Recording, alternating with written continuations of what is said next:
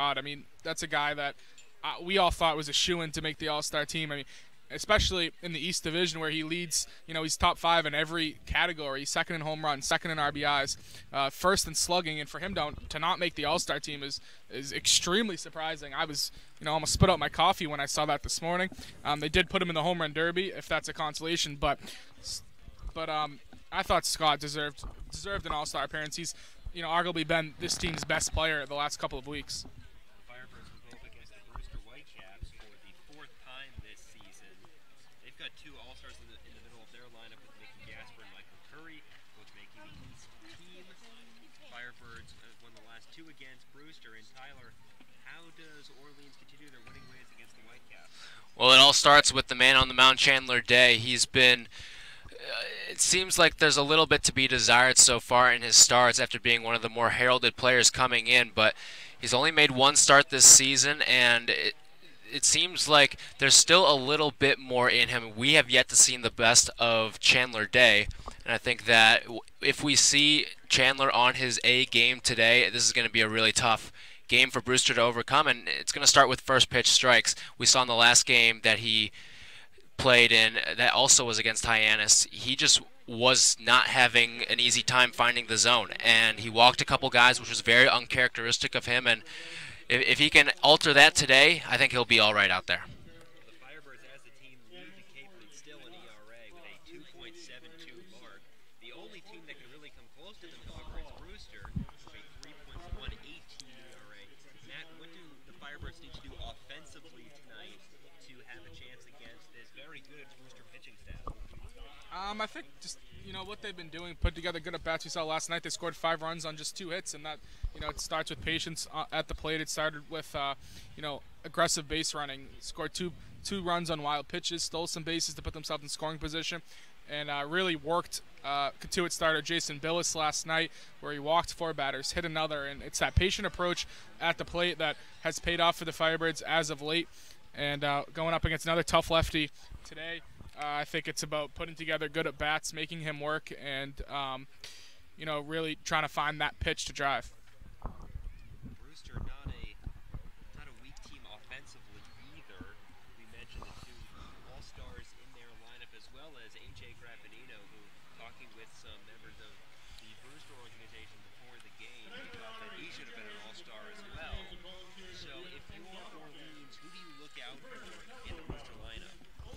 Well, you mentioned it right there at the top, A.J. Graffinino. He's been pretty good against Orleans this entire season, but another name that you need to throw out there is Chandler Taylor. He's got some pop in his bat. That's someone to look out for because he's a guy who's going to be participating in that home run derby. He's got 5 home runs on the year.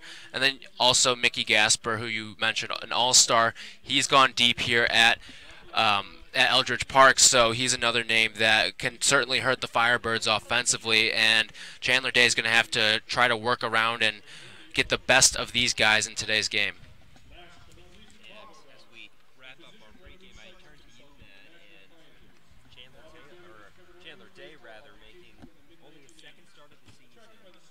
We usually only see Orleans starters go 5 innings. What is the best-case scenario for him?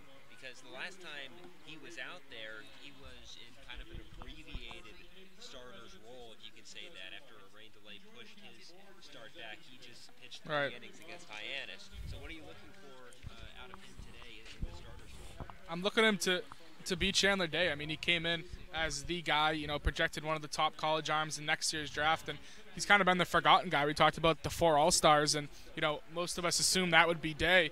Instead, he's kind of taken a back seat, and I know he came late, and he got a start pushed back, so he hasn't really had only 1 start to showcase what he has, and out of all these starters that they have, as good as this rotation is, he might be the guy with the most upside, and I think for him, it's a big deal for his confidence to come out and throw up some zeros in the Cape League and do what he can do. And if he can, have a good start and really round out that rotation, have a formidable 5-man group, it's just going to help the Firebirds down the road. The Orleans Firebirds and Brewster Whitecaps coming up. The final meeting between the teams at Eldridge Park this season. We'll take a quick break. We'll be back for lineups and the first pitch on the Cape Cod Baseball League Network.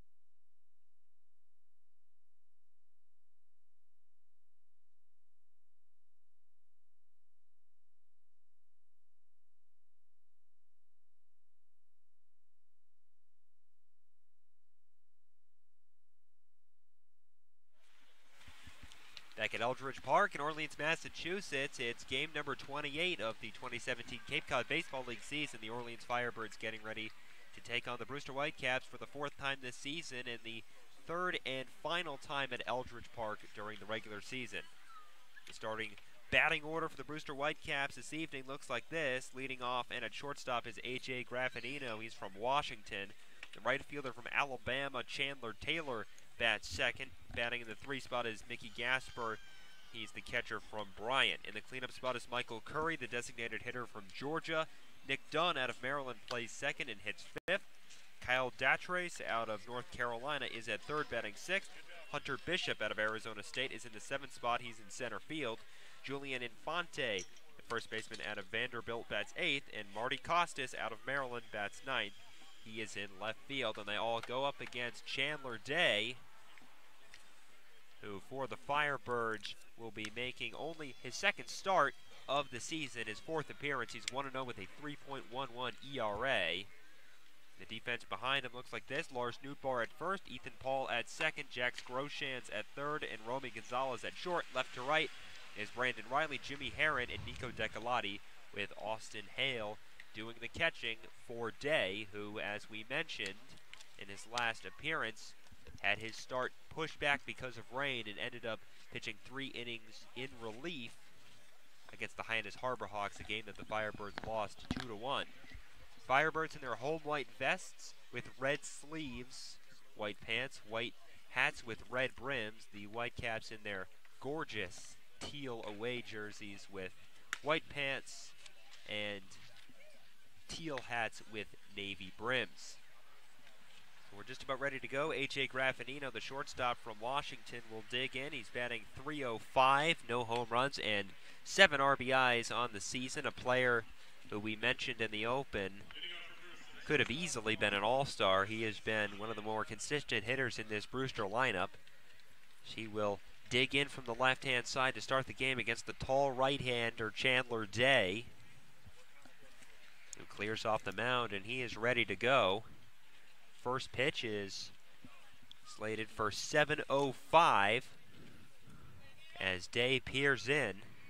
And the first pitch of the ball game is taken outside for a ball, and off we go in this East Division clash between Brewster and Orleans. Day ready once again. Here's the 1-0, and that's taken over the inside corner for a strike. Game time temperature in Orleans, 73 degrees and sunny. It was cloudy all day and all day yesterday as well, so nice to finally see the sun. Here's the 1-1, swung on and lifted down the left field line. That will drift foul into the crowd down that foul line, and the count is 1-2. Graffinino will be followed by Taylor and Gasper in the inning. As Day climbs the mound once again, as we mentioned, he might be the most talented pitcher in terms of stuff on this Orleans roster. Here's the 1-2, swung on and grounded to the right side. Up with it is the first baseman, Newtbar. He tosses to first, and Day covers for the out. One down for Chandler Taylor. And that's a good start there for Day. We saw in his last outing he really struggled with the walks, and there fell behind on the first pitch, but he works his way back, throws 3 straight strikes. And for Day, getting off on the right foot against this Brewster lineup, that's how he's going to have success as we travel down the line.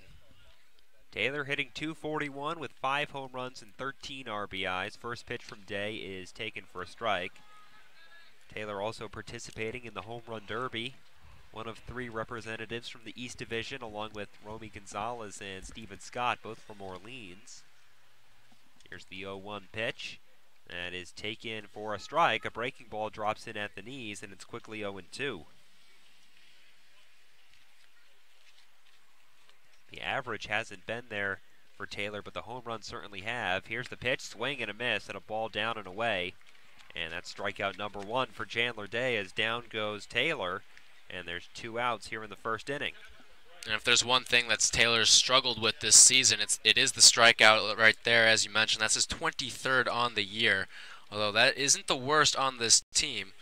Hunter Bishop leading the way at 27. Here's one of the two Brewster All-Stars in their lineup as the first pitch is low to Mickey Gasper, hitting at .316, 4 home runs and 22 RBIs. Was 0 for 4 in a 2-1 Brewster loss to YD yesterday. The 1-0 pitch is taken for a ball. Count is 2-0. We've seen Gasper behind the plate before. We've also seen him DH. He's not the best defensive player, but a very good hitter. The 2-0 pitch is low, stopped by Hale as it squirts away off to the right. 3 balls and no strikes. Gasper batting from the left-hand side. He homered against Orleans in the season opener. Fly ball out to left center field. Day is ready. Here's the 3-0 pitch. That's high, ball 4, so after 2 quick outs, a 4-pitch walk issued to Gasper. There's 1 on with 2 outs, and here comes Michael Curry, the other Brewster All-Star in their lineup today. DH from Georgia is batting .317 with 1 home run and 11 RBIs. And that's not what Chandler Day wanted right there. You can't have the 4-pitch walks. Gotta command that zone. He was doing really well through the first 2 hitters. Let's see how he responds. Here's the pitch, swung on and fouled back. That one will reach the backstop, and the count is 0-1. Brewster, just looking at their offensive statistics, very similar to Orleans. They've scored 134 runs. Orleans has scored 135. Both have hit 16 home runs. Here's the 0-1 pitch. That's taken for a ball. On top of that, 54 extra base hits for Brewster, 56 for Orleans, 26 stolen bases for Brewster, 25 for Orleans. Here's the 1-1 pitch. That's up, a breaking ball, misses at the letters. It's 2-1. Really the only big difference offensively is batting average. Orleans hitting 23 points higher than Brewster. That could be an explanation for the gap between them in the standings. The pitch is popped up. This should be a play for Hale, who drifts back in foul territory and makes the catch to end the inning. So Curry got a 2-1 pitch in the zone, but he missed it, pops it up. Hale makes the play, and the inning is over. Played a half inning from Eldridge Park. Brewster 0, Orleans coming up on the Cape Cod Baseball League Network.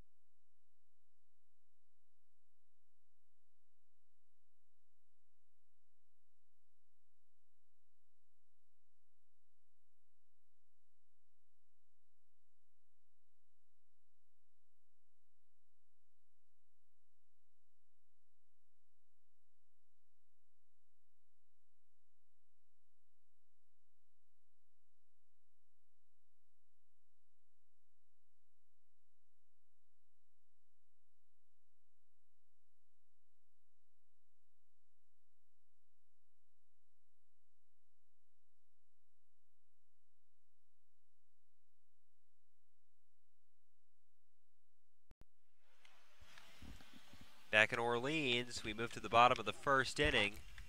Firebirds coming up for the first time. Their batting order against Brewster starter Ryan Avedano looks like this. Jimmy Herron leads off. He's the center fielder out of Duke. Lars Nootbaar in the 2-hole.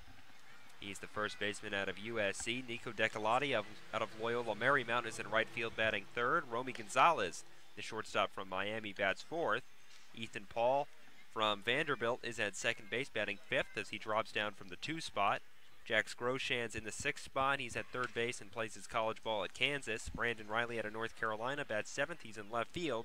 Steve Passatempo is the DH from UMass Lowell. He bats 8th. And Austin Hale, the catcher from Stetson, bats 9th. They all go up against Ryan Avadano out of Georgia, who makes his third start for the Whitecaps, 7th appearance overall. He's 1-0 with a 1.92 ERA. The defense behind him is set up like this. Around the infield, Julian Infante at first, Nick Dunn at second, with Kyle Dautres at third and H.A. Graffinino at short.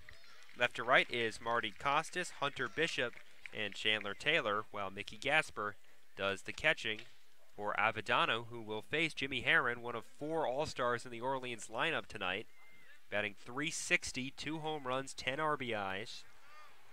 Was 1 for 2 against Katuitt in yesterday's 5-1 Firebirds win. First pitch from Avadano misses high, and it's 1-0.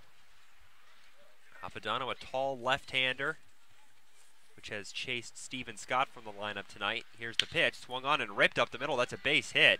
Second pitch that Herron sees is lined into center, played on a couple hops by Bishop, and Orleans have a leadoff base runner. And that looked like the same single we saw yesterday from Jimmy Herron to lead off the game. He's been absolutely phenomenal in that leadoff spot, and you can see why he's an all-star when he's getting on base at the clip he is.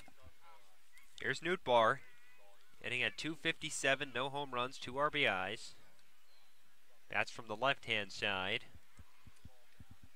Looking over at first is Avadano, and now delivers in a swing and a foul off the catcher's mitt for strike 1. Avadano, a 6'7" left-hander. Imposing figure on the mound, but did not take Herron long to get on base. As you mentioned, similar situation yesterday against the very hard-throwing Jason Billis, who hit 99. Led off that game with a single as well. Now a check over on Herron by Avadano, and Herron's back standing. 0-1 the count on Nootbaar. He's back up in the top of this lineup for the first time in a little while. We've seen Ethan Paul in this 2 spot for the most part, ever since he got hot. Here's the 0-1, runner goes, swung on and grounded back. The pitcher Avadano only has 1 play. He throws to first and retires Nootbaar for the first out of the inning, but with that good jump, Jimmy Herron's able to take second base, so essentially a sacrifice bunt. And there's 1 out and a man on second for Nico Decolati. That's good execution there by Nootbaar. Just get the bat on the ball, protect your runner right there. And the hit and run has been one thing that we've seen Orleans struggle a little bit with this season, along with the sacrifice bunt, but you're starting to see now the execution get a lot sharper as we get deeper in this season. Here's another all-star, Nico Decolati, right fielder from Loyola Marymount. Digs in from the right-hand side. Bluff at second by Herron. He stays put, and the first pitch misses high for a ball. Decolati hitting .318, no home runs, 9 RBIs. He's just missed a couple of home runs, though. He's come close. Was 1 for 5 against the Cavaliers yesterday as Avadano steps off for a second. Fielders playing relatively straight away. Second baseman Dunn shaded towards second to hold on the runner. Here's the pitch, and that is just off the outside corner, and the count is 2-0. Gonzalez on deck, batting in the 5-hole, or cleanup spot rather. 1 on, 1 out. Avadano ready. And the lefty delivers. That misses off the outside corner, and it's 3-0. So I would imagine Decolati will be taking here with a base open. Really no reason at all for Avadano to give him something really good to hit. Now a spin and a check on Herron, but no throw as Herron retrieves to the base standing up. Nick Dunn is about 10 feet off the base, holding on Herron. Here's the pitch, and that misses for ball 4. So a 4-pitch walk to Decolati, and here comes Romy Gonzalez, the shortstop from Miami, batting .319, 2 home runs, both of which came against Chatham, and 9 RBIs. Was 1 for 3 yesterday. They'll dig in from the right-hand side. Herron on second, Decolati on first. Not only is Gonzalez, an all-star, also participating in the home run derby. Had 11 home runs at Miami this season. Here's the pitch, runners go, it's up and in, and a double clutch by the catcher Gasper, and he's unable to get it to third base in time. Sliding in safely ahead of the tag was Jimmy Herron, and another double steal.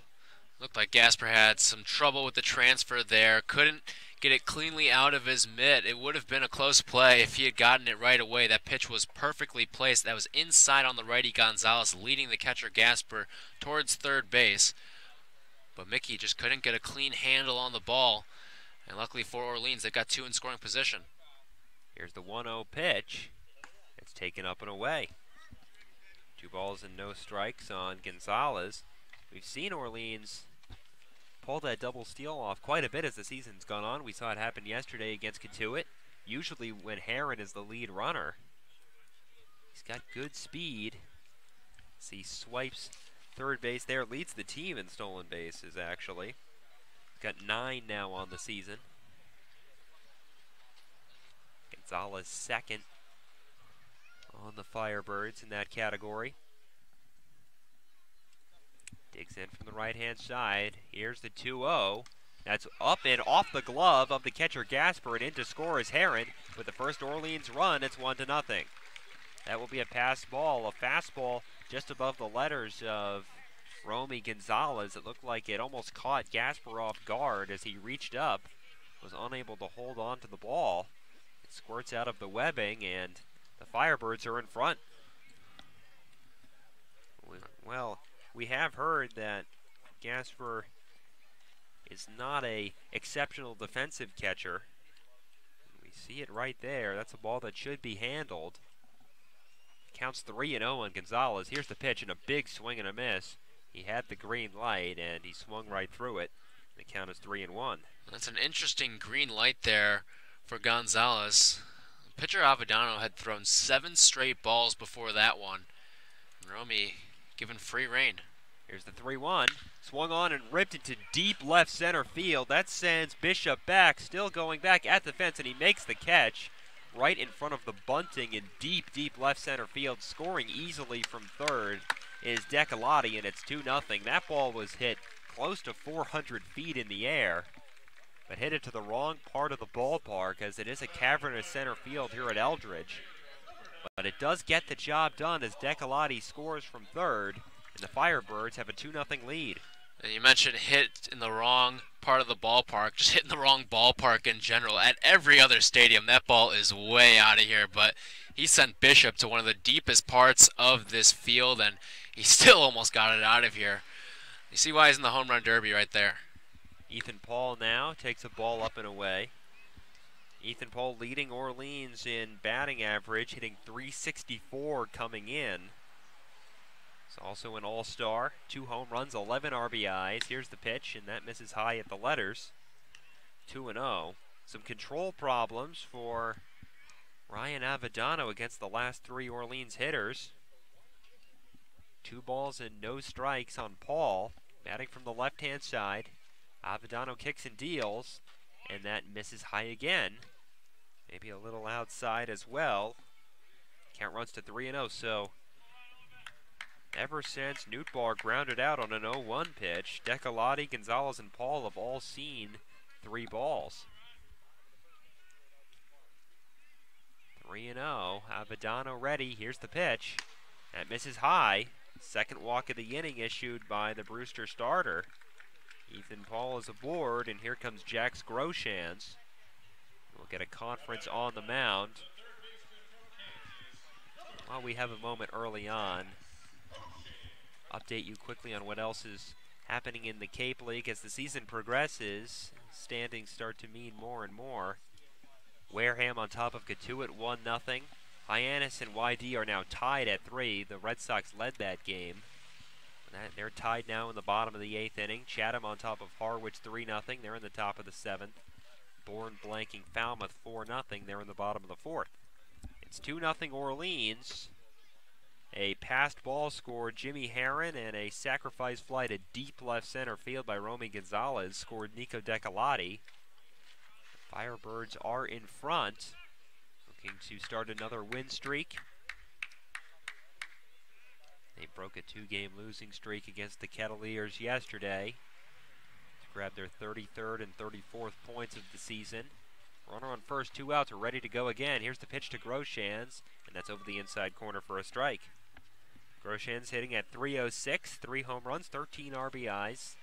He's been impressive defensively at third base where he is today. We saw him start catching yesterday. Here's the 0-1, a check on Paul for Avadano. Now he pitches, swung on and fouled to the backstop. That's 0-2. Groshans, another player on this Orleans roster, who probably had a decent case on making the All-Star team as well. And he's come a long way, certainly. Some small struggles at the beginning of the season, but he has certainly worked his way into this rotation as a temporary player. He's the one that's certainly one of the ones that has come the farthest and making a great case for as an all-star. We still will see some alternates in the coming days as well. Jack's certainly a candidate there. Here's the 0-2 pitch. Swung on and popped into shallow right field. This is trouble. It's going to drop in front of Taylor. Over to third goes Ethan Paul. It's a 2-out single on an 0-2 pitch by Groshans. And the inning continues for the Firebirds. They're on the corners with 2 out. That's great hitting there by Jax Groshans. Just get a piece of that one any way you can. The outfielders play deep here in Orleans. It's not too deep down either line, so Taylor, the right fielder, was situated not too far from the wall, and that ball dying as quickly as it did out towards the line. No chance for Chandler to make that play. Here's Brandon Riley, the left fielder from North Carolina, hitting .286, no home runs, 10 RBIs. Avadano really laboring here in the first inning. Runners on the corners, the lefty looks at first, now delivers, and that's outside for a ball. Well, similar to yesterday's game where Kettleers starter Jason Billis really struggled in the first inning, threw a lot of pitches. The Orleans offense doing the same thing to Avadano, who's been hit hard when he's found the strike zone. Here's the 1-0 pitch, and that misses as Riley was able to check his swing on a ball up and away. Now a good hitter's count, it's 2-0. And it's all come with control for Avadano. 2 4-pitch walks, had a guy in a 3-0 count as well. 14 of his 22 pitches have been balls this inning. Avadano ready. Here's the 2-0. Swung on and grounded to second base. This should end the inning. And it's botched by Dunn, and it gets behind him. The run scores. Now a throw over to second base as Groshans heads for third, and he is in safely ahead of the tag. An error by Nick Dunn keeps the inning alive for the Firebirds as Ethan Paul scores. It was a routine play. Hit on a couple hops over to second base. Dunn just had to move a few feet to his left, and he can't make the play. He threw in behind the lead runner, and that was Groshans, who had taken off for third, but he beats the relay from the shortstop, Graffinino. The Firebirds have a 3-0 lead. That'll bring up Steve Passatempo, the DH from UMass Lowell, batting from the right-hand side. Here's the pitch. That's inside and sends Gasper reaching to his left. 1-0 the count. So as much as Avadano has struggled this inning, that last sequence of events was not his fault. He should be out of the inning. Here's the pitch. Passatempo grounds one softly up the middle. Dunn another chance. He tosses to second to end the inning, but Orleans does some damage in the first inning. After one full, Firebirds 3, Whitecaps nothing on the Cape Cod Baseball League Network.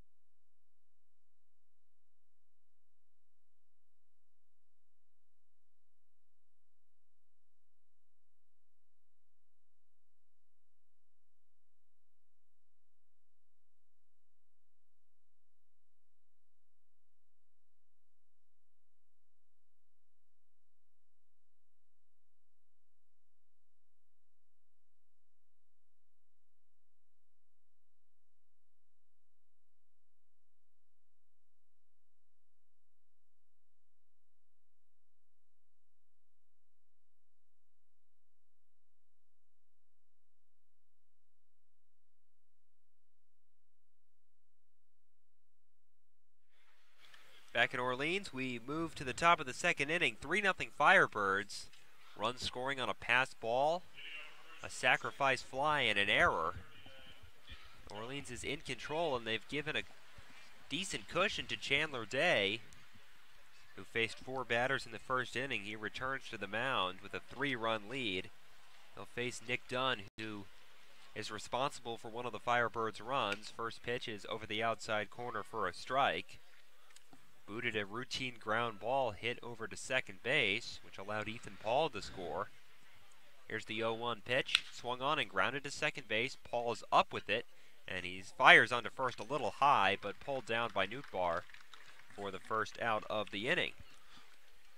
And that's been key to Chandler's success in the early going. He's getting quick at-bats. He had the 1 walk, which he did on 4 pitches, but other than that, he's been getting really just quick at-bats, getting hitters to swing early in the count. He did that by establishing that he's going to throw first pitch strikes.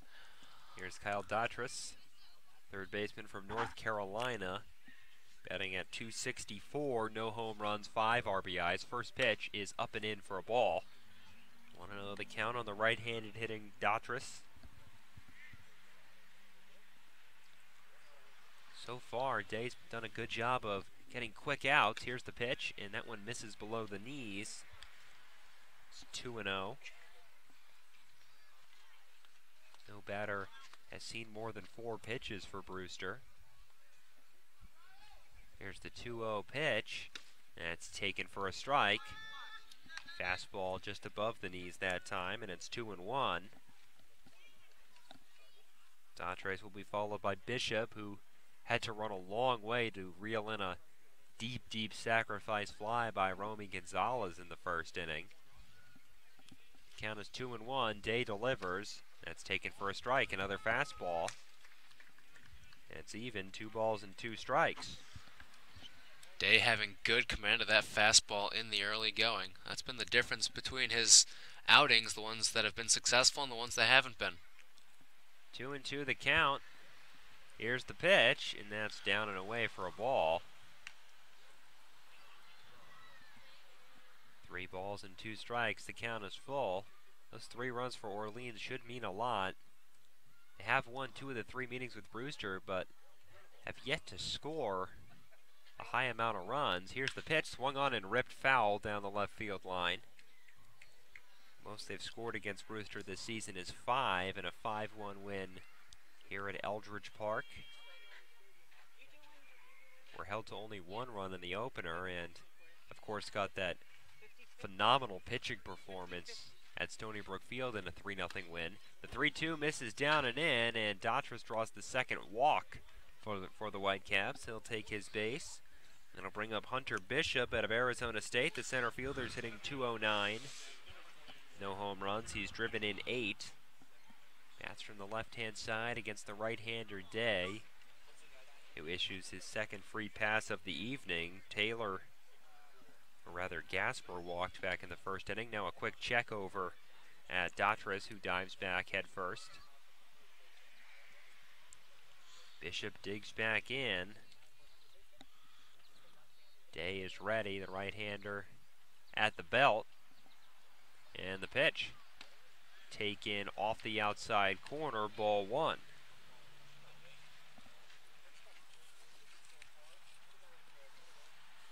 Day working rather quickly. Ready again. Here's the 1-0. That's taken at the knees for a strike. Delayed call from home plate umpire Robert Aquino. Outfielders playing straight away. Third baseman Groshans is a few feet extra off the line, playing in on the grass. Here's the pitch. It's in the dirt, blocked nicely by Hale. He keeps it in front of him, and holding over at first base is Dautris. That's a nice block there by Hale. That's a tough one right there, where he's sliding in towards the batter that has a chance to take some strange bounces, especially when hitters are digging their cleats in those boxes all game long. Here's the 2-1. Swing and a miss. Big cut on a curveball that dropped in down and away, and the count evens up at 2-2. Day looking for his second strikeout. This Brewster lineup, here's the pitch.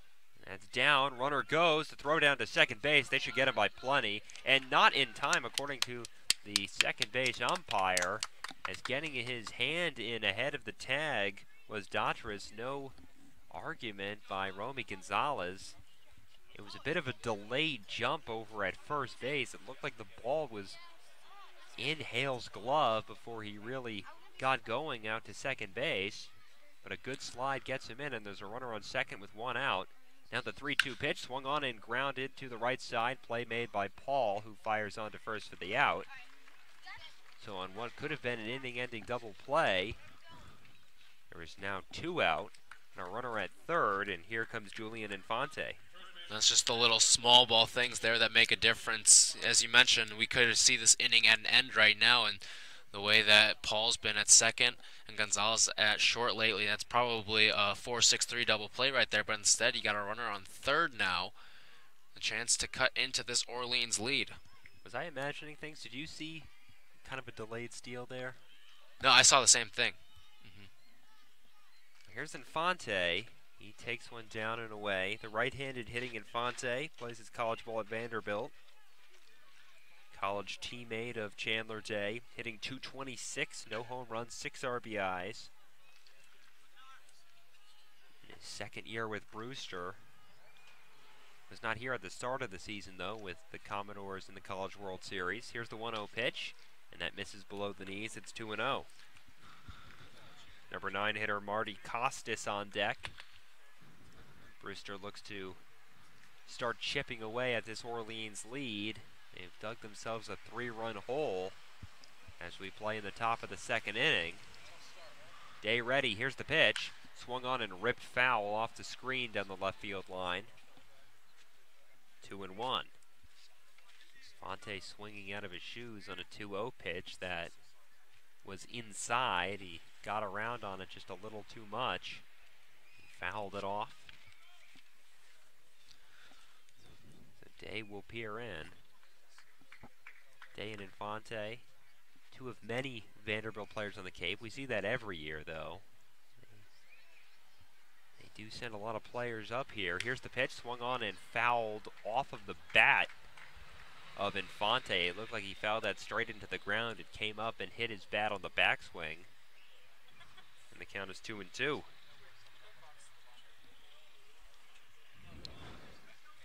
Runner on third. 2 outs, the count's 2-2. Orleans leads 3-0 here in the top of the second inning. 4th meeting between the Firebirds and Whitecaps. Day ready at the belt. Here's the pitch. Swing and a miss at a breaking ball that dips out of the zone. It's a second strikeout for Chandler Day, and he gets out of the inning unscathed. Brewster strands 1 for the second straight inning. We played 1.5, 3-0 Firebirds on the Cape Cod Baseball League Network.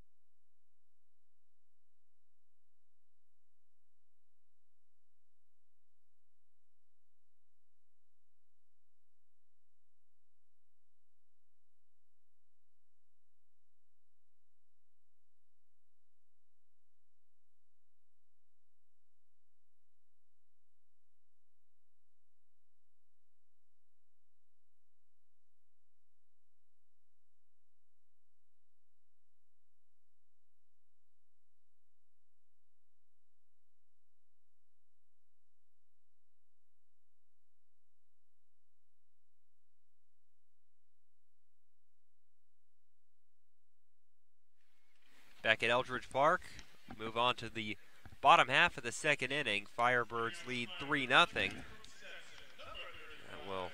start off with the number 9 hitter, Austin Hale, the catcher from Stetson, hitting at 200, no home runs, 2 RBIs. Firebirds sending 8 men to the plate in the first inning. They were helped out by an error. Here's the first pitch, and it is taken high. We saw some control issues for Avedano in the opening frame. He walked a pair, so allowed a couple singles. Here's the 1-0 pitch. It swung on and fouled over the backstop. Count evens up at 1-1 on Hale. Saw Jax Grochance behind the plate yesterday. It was his first start behind the plate for Orleans. Hale back in there today. Avedano delivers. Breaking ball is in at the knees for a strike. 1-2 on Hale. Jimmy Herron and Lars Nootbaar to follow. 1-2 the count. Here's the pitch. And that just missed off the outside corner. Avedano wanted it. And the count is 2-2. Did not miss by much. A fastball complementing that breaking ball that dropped in at the knees on the previous pitch. Avedano can't get on the same page as Gasper as he steps off for a moment. Hale ready once again. He digs back in. Avedano kicks and fires. Breaking ball just getting a piece is Hale as he chops it to the backstop. He'll see a 6th pitch. Oh wow, Chandler Day has done a good job of retiring hitters quickly. Avedano has struggled. Thrown a lot of pitches so far. See how long his outing lasts as pitch misses inside. Count runs full. Avedano usually the guy that comes out of the pen for Brewster, so that's just another factor into this one. There's the 3-2. Swung on and lashed foul off to the right. Good at bat here by Hale to lead off the second inning. He's seen 7 pitches. And already 32 pitches thrown by the Brewster starter, Avedano. Here's the payoff pitch again. That's taken inside. No, called strike 3. Delayed call by Aquino. But he rings up Hale, who was on his way to first base. That one made Hale raise his arms, but according to the home plate umpire, he catches the inside corner and there's 1 out. Looked like we saw that same pitch earlier in the at-bat, call the ball. And it's a very close pitch. Hale in on the plate as well, so that further muddies the water, but that's one with 2 strikes. You're at least trying to foul off. Here's Herron, and he takes a strike at the knees. 0-1 the count on Herron, who had a single to center back in the first inning. Now back on top. Here's swinging a ground ball to the left side, past the third baseman. Diving stop made at short by Graffinino, but no play at first base. It'll be an infield single for Jimmy Herron. I was going to say he had retaken the top spot in terms of batting average among Orleans Firebirds hitters, and he just raised that. Good effort by the shortstop Graffinino, who slid on one knee in the hole after the ball got by the third baseman Dotris, but had no play on Herron. His off-balance throw got there far too late. So Herron's 2 for 2, and here's Nootbaar. Batting from the left-hand side, here's the pitch, and that is in and out of the glove of Gasper. It misses off the outside corner, and the count is 1-0.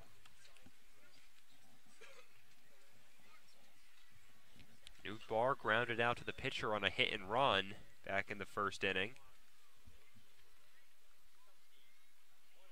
Here's the 1-0 pitch from Avedano, who takes a long look over at first, now delivers, and he misses outside. 2-0. Well, varying his times is Avedano, but he's had trouble finding the strike zone. And as we mentioned, 2 walks in the first inning. Already 4 hitters in the Orleans lineup have seen a 3-ball count. Now a check on first as Herron darts back to the base. Avedano back on the mound. Newtbar digs back in. Herron with a moderate-sized lead. There he goes. Swung on and lifted into left field.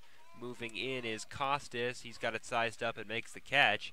Back to first is Herron without any trouble.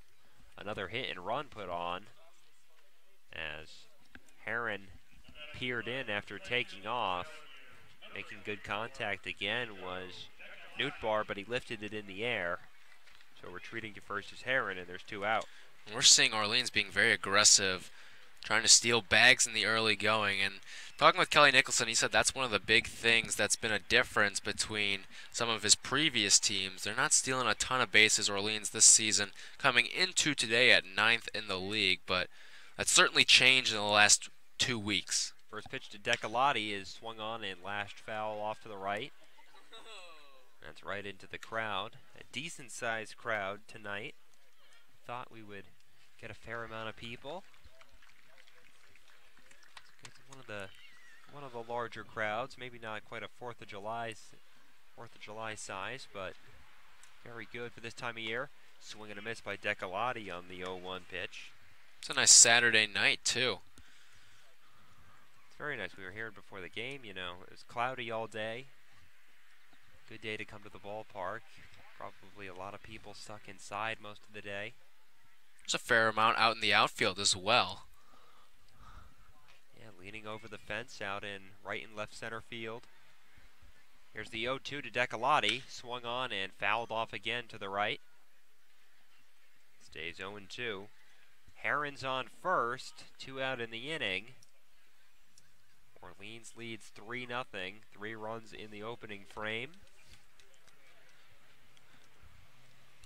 Only 1 RBI recorded. That on a deep sacrifice fly by Romy Gonzalez. Hit the ball about 400 feet. 0-2 the count on Decalotti. Herron bluffs, checks swing, and a called strike 3 over the outside corner. And down goes Decalotti. Second strikeout of the inning for Brewster starter Ryan Avedano, who has a much cleaner second inning. We've played 2, 3-0 Orleans on the Cape Cod Baseball League Network.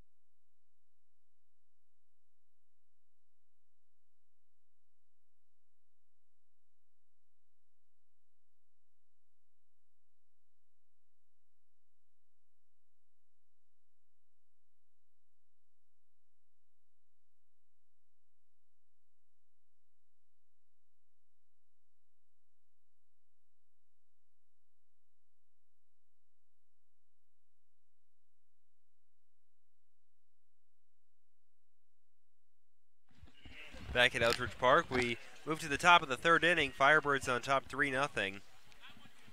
As Marty Costas gets ready to dig in, the number 9 hitter for the Whitecaps, hitting 196, 3 home runs, 10 RBIs. Plays his college ball at the University of Maryland.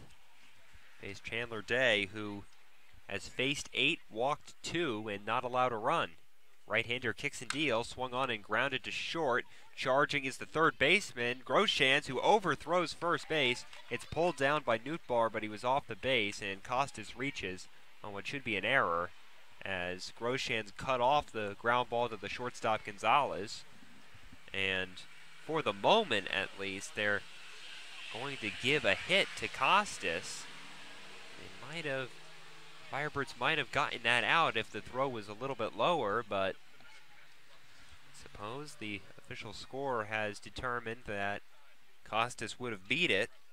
So he's on with an infield single. Now back to the top of the order with Graffinino. Grosjean's in at third. Here's the pitch. It is over the outside corner. Looked a little low, and Graffinino can't believe it. He gives a little shake of his head. The count is 0-1. First hit of the game for Brewster. Costas with good speed has a large lead over at first base, leaning towards second. Here's the pitch, swung on in line to second base, played on a hop, tosses to second for one, on to first, and not in time to get Graffinino. So Ethan Paul took a half step back and played that ball on a bounce, and they get the lead runner for the first out of the inning, but not hit hard enough to double off Graffinino. And that's the right play there by Paul. You have a chance to let that one hop right in front and potentially have the double play, but that, like you said, no, not hit hard enough for Paul, as he has to wait back on that and also take a step back on it as well to make that play. Here's Chandler Taylor for the second time. He takes one high. Taylor 0 for 1 with a strikeout back in the second inning. The only non-Firebird home run derby participant from the East Division. Hit 5 of them in the Cape League this season. Graffinino on first. Day delivers, and that is taken over the outside corner just off the plate for ball 2. And the count is 2-0 on the number 2 hitter in the Brewster batting order. Gasper on deck. Day ready once again. Here's the 2-0 pitch, and that is at the letters for a strike. The strike zone in the early going has seemingly been all over the place. That one looked a little bit high. I think Taylor agreed. We've seen that inside pitch be both a strike and a ball. Here's the 2-1. That one's definitely outside. It's 3-1 as Hale had to lunge a little bit to his left to reel that in. Good hitters count here for Taylor. 3 balls and 1 strike. Graffinino on first, 1 out. Firebirds by 3. Here's the pitch, and that is low, ball 4. So a walk in every inning so far for Chandler Day as he issues a free pass to Taylor. And now here comes the dangerous Mickey Gasper. 316, 4 home runs, 22 RBIs on the season, walked back in the first inning, was stranded on first. And now we'll get a meeting on the mound. Well, unfortunately for Orleans, YD has walked off against Hyannis, so Firebirds lead atop the East Division at the moment is only 1 point, 34-33. Wareham also finished off Catuit, 1-0 the final at Lowell Park. That drops Catuit out of first place with a Bourne win. Bourne on top of Falmouth 4-0 in the 6th. Chatham shutting out Harwich 3-0 there in the 8th.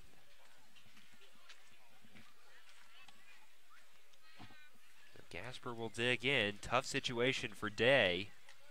Tying run at the plate here in the 3rd inning. Sun has set beyond the right field foul line. Here's the pitch, and that drops in for a strike. 0-1 on the All-Star from Bryant. Again, we mentioned he did hit a home run in the season opener here at Eldridge Park. Fly ball out to left center field. Here's the pitch, and that one's outside as Hale leans to his left to reel that in. Breaking ball just below the letters. 1-1 the count. Ready once again is Day. Here's the pitch. Swung on and popped foul off to the left, and that will go over Route 28 down the left field line and into the trees beyond. 1 ball and 2 strikes. Graffinino getting a big secondary out at second base.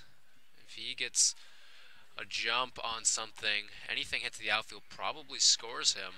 Romy Gonzalez just kind of keeping a slight eye on him. 1-2 is an off-speed pitch that missed high. 2 balls and 2 strikes. Really want to eliminate the extra base hit here.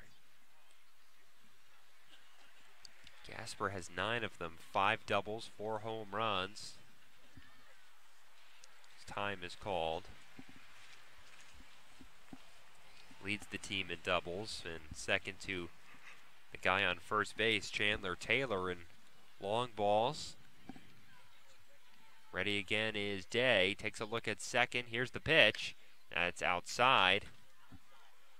3 balls and 2 strikes. So Day running into a little bit of trouble here in the 3rd inning. The cleanup hitter, Michael Curry, on deck. As Day looks to preserve his 3-run lead. Action in the Orleans bullpen. JT Hinson is up, and now time is called just as Day had started his windup. Aquino granting time to Gasper once again. So we'll reset. 3-2, 2 on, 1 out in the inning. Day peers in. Here's the pitch. Check swing. They'll take a look over at second base, and yes, he did go according to the second base umpire. That's Tom Carey moving over from third to make the call. And a strikeout for Mickey Gasper, and there's 2 down in the inning. That's a big out right there. I mean, Gasper, one of the guys in this Brewster lineup who can certainly change this game with one swing of the bat, as he represented the tying run. And now you got Michael Curry, who's been one of the most consistent Whitecaps in the lineup. Here's the pitch to Curry. Breaking ball in at the knees for a strike. Graffinino on second, Taylor on first, 2 down in the 3rd. Orleans on top 3-0. Day kicks and fires, breaking ball, and that's going to miss inside as turning out of the way was Curry. 1-1 the count. Curry hitting from the right-hand side, along with Gasper, one of the 2 all-stars in this batting order for the Whitecaps today. Here's the pitch, check swing, and he fouls it to the backstop as Curry spins away in disgust as he gifts Day the second strike of the at-bat. That was ball 2 coming up and in. Kind of a defensive check swing right there. Now Day is a strike away from getting out of it. Runners take their leads. Here's the 1-2 pitch. That's taken low, stopped by Austin Hale. 2 balls and 2 strikes.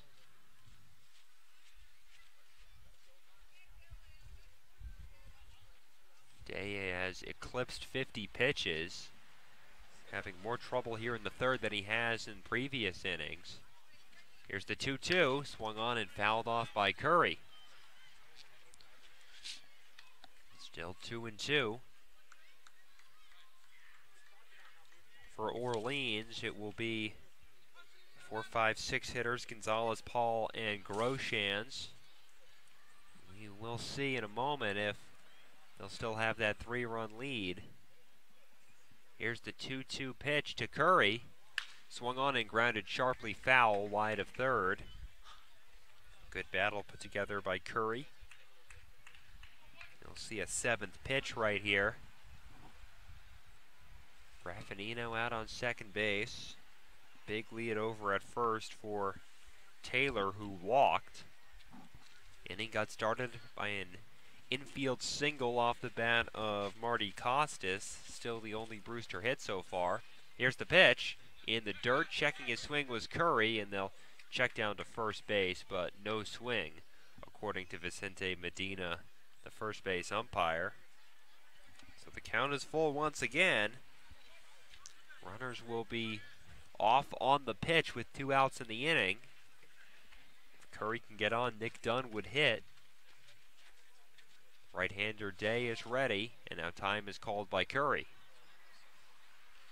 These Brewster hitters not letting Day sit out there for very long. Not shy about calling time. ready once again.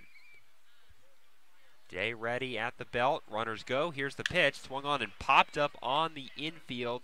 Now drifting out into shallow center is Ethan Paul. He's got it sized up and makes the catch on the fringe of the grass in the infield dirt to end the inning. So Brewster threatened but cannot score. We play 2.5. Firebirds on top 3-0 on the Cape Cod Baseball League Network.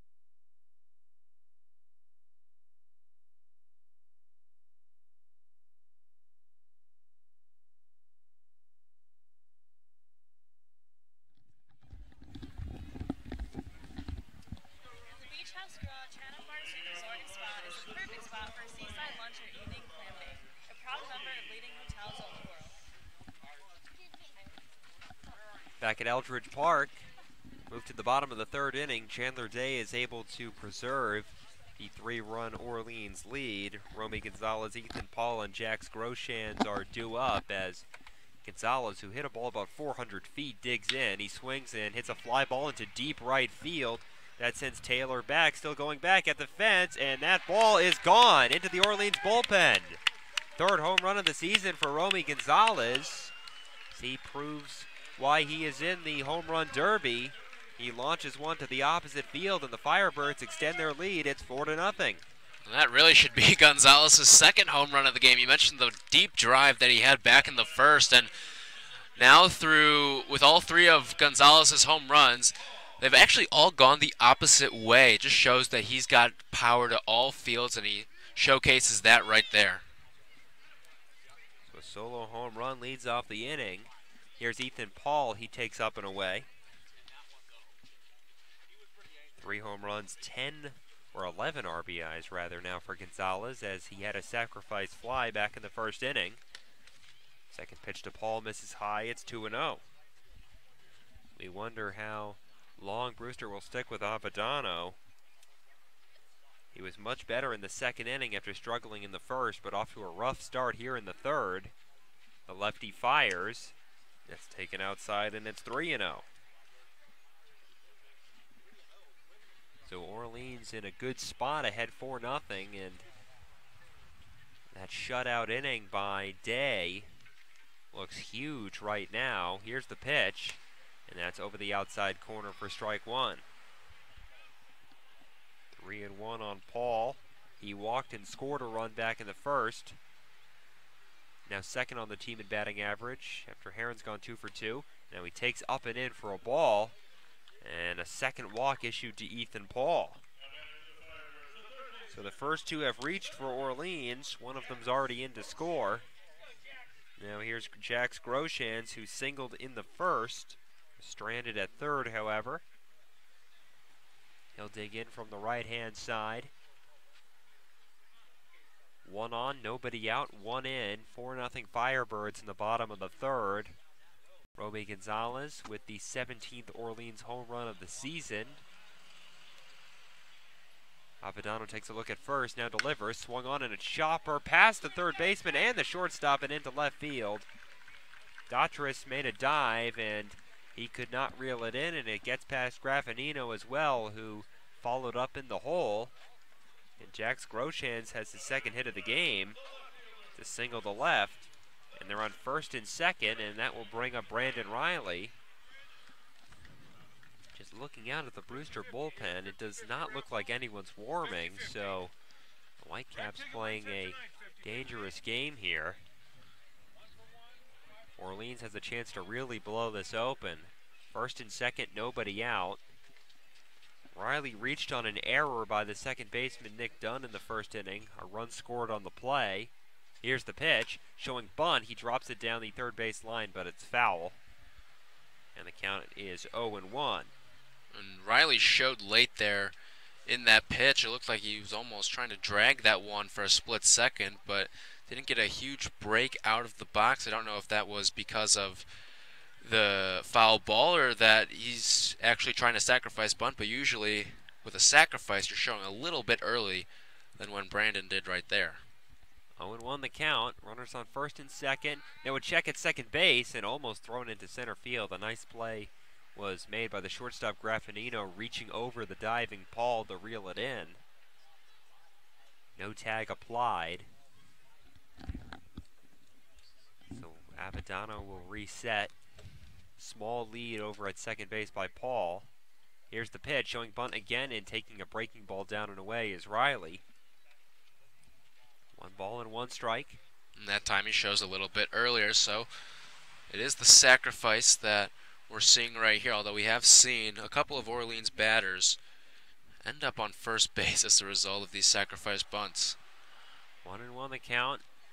Corners in. Here's the pitch. He drops it down and played by Gasper in foul territory down the third base line, and it's 1-2. Well, we'll see if that rings true right here. You're absolutely right. We have seen a lot of failed sacrifice bunt attempts turn into singles or walks, or just seems like Orleans hitters have been able to make the best out of missed opportunities. That was not a bad bunt by Riley, but on a sacrifice he wants something that doesn't hug the line, wants something that want just to get it down in play. So the count's 1-2. Avedano takes a look at second, now delivers, swung on and popped up on the infield. Graffinino ranging in onto the grass, and he makes the play for the first out. So a wasted opportunity there for Orleans. There's 1 out for Steve Passatempo. Reached on a fielder's choice back in the first inning, which ended the inning. Ground out to second base. 1 out, first and second for Orleans. Shortstop Graffinino shaded a little bit up the middle. Second baseman Dunn playing true. Now he pinches a little bit up the middle. Decent sized lead for Paul, and now a spin and a check for Avedano, but he does not throw. Outfield playing straight away. Corner infielders playing in their regular positions. Still waiting for his first pitch is Passatempo. Here it is. Swung on and ripped it to deep center field. That sends Bishop back, still going back, and he runs it down just before the fence. Runners tag, and Paul advances to third. Back to the base goes the runner, Jax Groshans. Another long fly out for a Firebird. That one hit right to the fence in right center field by Passatempo. Gets the runners over, but it's first and third with 2 out. And Bishop really getting his money's worth out there in center field. He's made 2 nice plays, not just on the run, but you're battling the fences in that almost squared off area out in center field. That they come up on you, not your conventional rounded off fence out in center field. So we're seeing a nice defensive effort in the early going out by Hunter Bishop. Here's Austin Hale, 0 for 1 with a strikeout. Runners on the corners. Here's the pitch from Avedano. It's low and scooped up by the catcher Gasper. 1 ball and no strikes. Catcher from Stetson looking for his 3rd RBI of the season. 1-0 the count. Avedano takes a look at Groshans, now delivers. Swung on and line foul down the right field line. It will bounce into the crowd. What's odd, that hit by Passatempo and The one by Gonzalez back in the first inning looked like they both had a chance to get out, but it was the second fly ball by Gonzalez that's the one that actually cleared the fence. Here's the pitch, taken up and away, and the count's 2-1. And if we're in Brewster, right now, we probably see 3 home runs by the Firebirds in this game. It's the disadvantage of playing in a field this big, though it is tight on the lines. 314 to right, 300 to left. Here's the 2-1 pitch. Hale takes over the inside corner for a strike. 2-2 the count. At third is Paul. At first is Groshans. A walk and a single respectively. Paul tagged on the deep fly out by Passatempo. Here's the 2-2. Hale swings and misses at a breaking ball, and down he goes. So the Firebirds strand 2, but they get 1 on the Romy Gonzalez home run. 1/3 of the way through this one. Firebirds on top 4-0 on the Cape Cod Baseball League Network.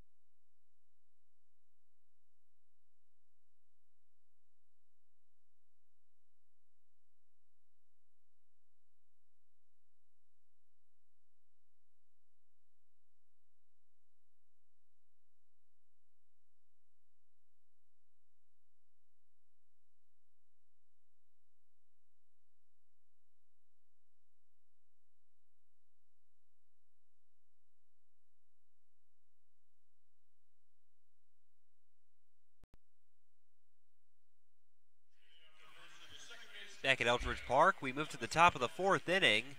Orleans now with a 4-0 lead, a solo home run in the bottom of the 3rd off the bat of Romy Gonzalez. His 3rd of the season has Orleans in a comfortable position with Chandler Day back on the mound.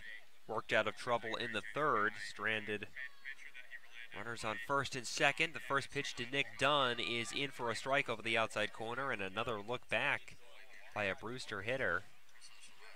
They have not been impressed with this strike zone by Aquino. Here's the 0-1 pitch, swung on and grounded to the left side, played in the hole by Gonzalez. Long throw, going to be a tough play, and it's knocked down by the first baseman Newtbar. Reaching is Nick Dunn as he reaches for the first time in this game. That should be another infield single. Tough play in the hole by Gonzalez on a ball that was not hit very hard. And too much speed for Dunn, and he will be awarded an infield hit. So Costas had one in the 3rd, and now Dunn has one here in the 4th. That brings up Kyle Dautris. He walked, stole a base, and was stranded at 3rd back in the 2nd inning. Good lead over at first base by Dunn. Day kicks and fires, and that is taken at the knees for a strike. 0-1 the count. Dautris hitting at 264. Batting from the right-hand side, wears a shin guard on his left leg. Dunn takes his lead, does not go, showing bunt, and the ball is blocked by Austin Hale, who quickly recovers and fetches it just outside of the batter's circle down the first base side. Nice block there by Hale, who slides over to his right to knock it down and keep it in front of him. That holds the runner at first. 1 ball and 1 strike on Daughtris. In at third is Groshans. Middle infielders playing straight away as the 1-1 misses down and in.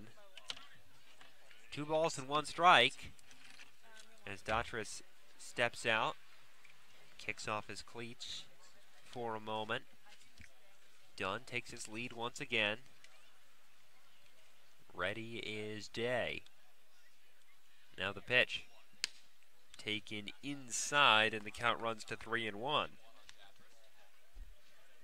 Well, we saw JT Hinson warm up last inning. Wong is up as well at the moment, though he's not throwing yet. Here's the 3-1, and that's down and in for ball 4. So the first 2 reach for the Whitecaps as Austin Hale will go out to talk with his pitcher. First and second, nobody out. Orleans do have a 4-0 lead. Hunter Bishop, who's made 2 nice plays out in center field, running down fly balls at the fence off the bat of Romy Gonzalez in the first and Steve Passatempo in the third. Bishop will be batting from the left-hand side. First and second, nobody out. Brewster looking to claw their way back into this game.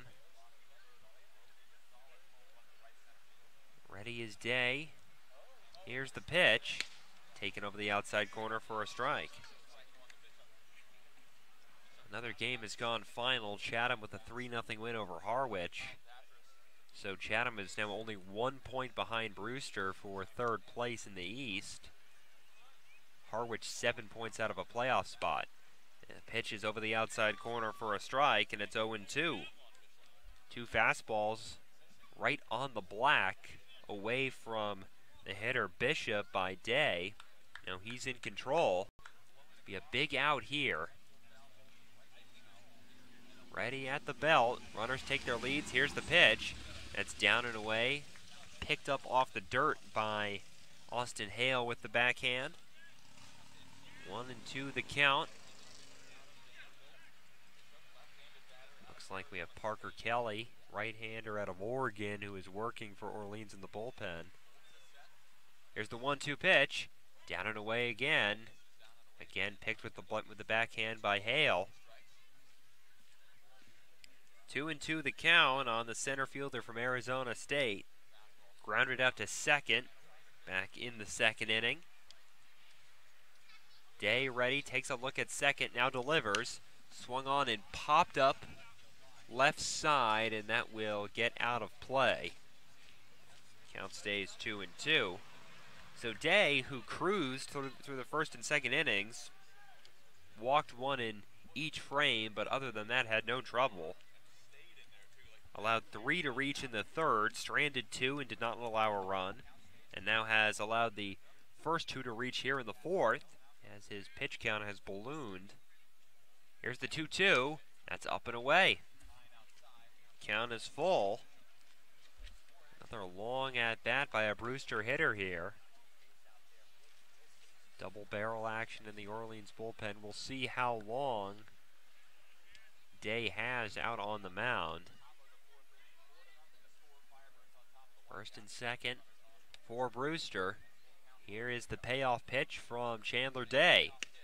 Over the outside corner and just off the plate. We've seen pitches similar to that called for strikes, but Day not given the call there, as that one just a little too far off the corner, and that will bring out Kelly Nicholson, and Orleans will make a pitching change.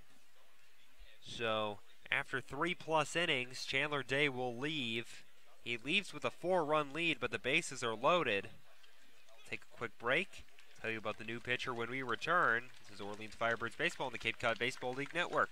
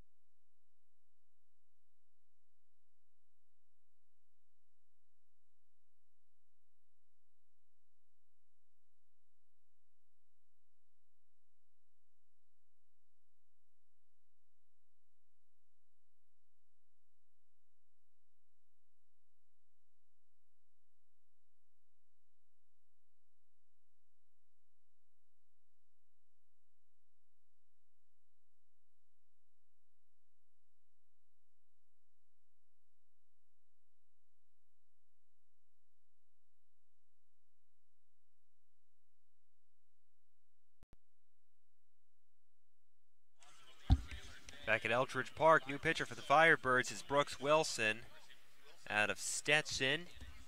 Comes in to relieve Chandler Day, who goes 3+ innings, allows 2 hits, walks 5, and strikes out 3. He's responsible for everybody on base, and they are loaded for Julian Infante.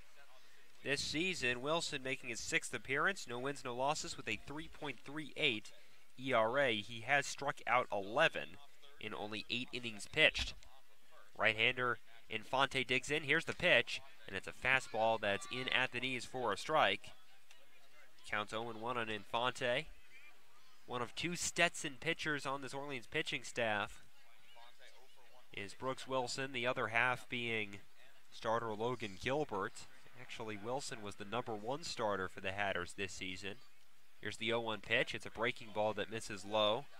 Not much room for error here if you're Brooks Wilson. Bases loaded, nobody out. If you're the Firebirds, you're happy with just allowing 1, maybe 2 runs here. If you're Brewster, you have to score. So you're now into a very dangerous Orleans bullpen. Here's the pitch. There's an off-speed pitch stopped by Hale. It gets behind him, but only a few feet. And that will hold the runner done at third. 2-1 the count. Different arm angle for Brooks Wilson when he throws that off-speed pitch. Drops down a little bit lower and slings it in. 2-1. Infante ahead in the count at the moment. Bases loaded, nobody out. 4th inning, 4-0 Orleans. Here's the pitch. Fastball over the outside corner.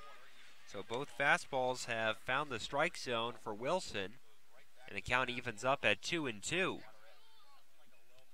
Number 9 hitter Marty Costas on deck as Infante adjusts his batting gloves and steps out for a moment.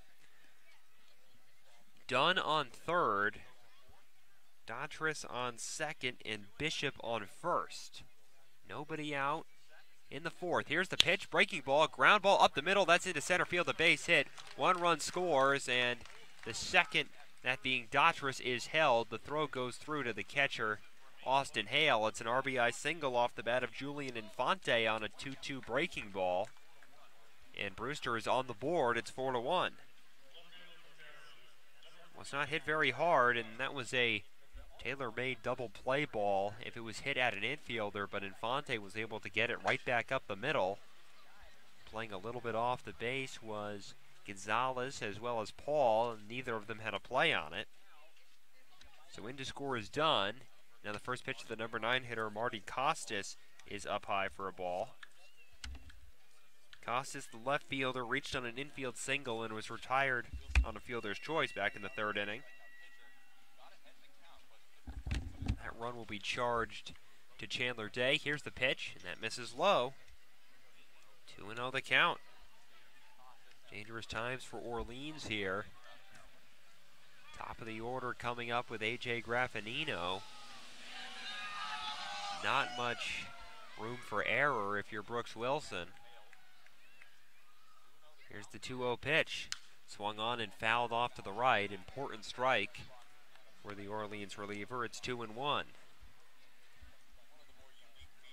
Slow-moving game once again. We had another one yesterday as we approached the 1.5 hour mark. Only in the top of the 4th inning, nobody out.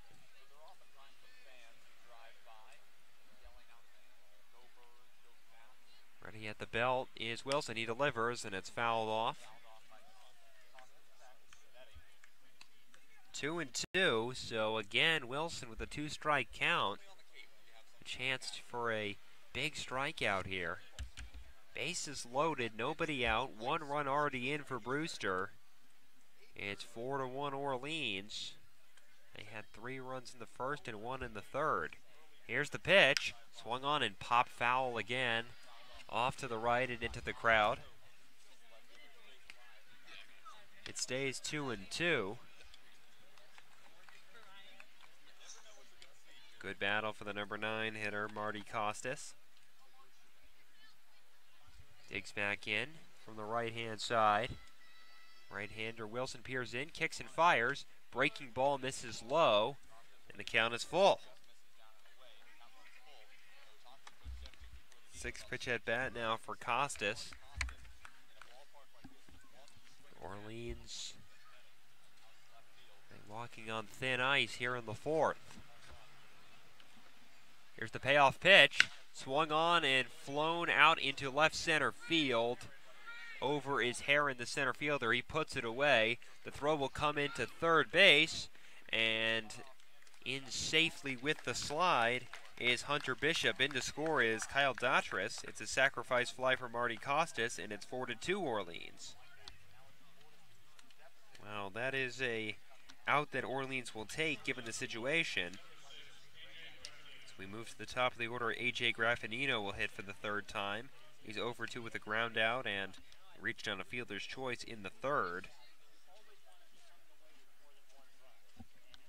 So 2 runs for Brewster in the frame. That's really all that Orleans will want to give up. Tough situation for Brooks Wilson coming into the game with bases loaded and nobody out. Gives up an RBI single and now a sacrifice fly. Infante on first, Bishop on third. Here's the pitch, and it misses for a ball.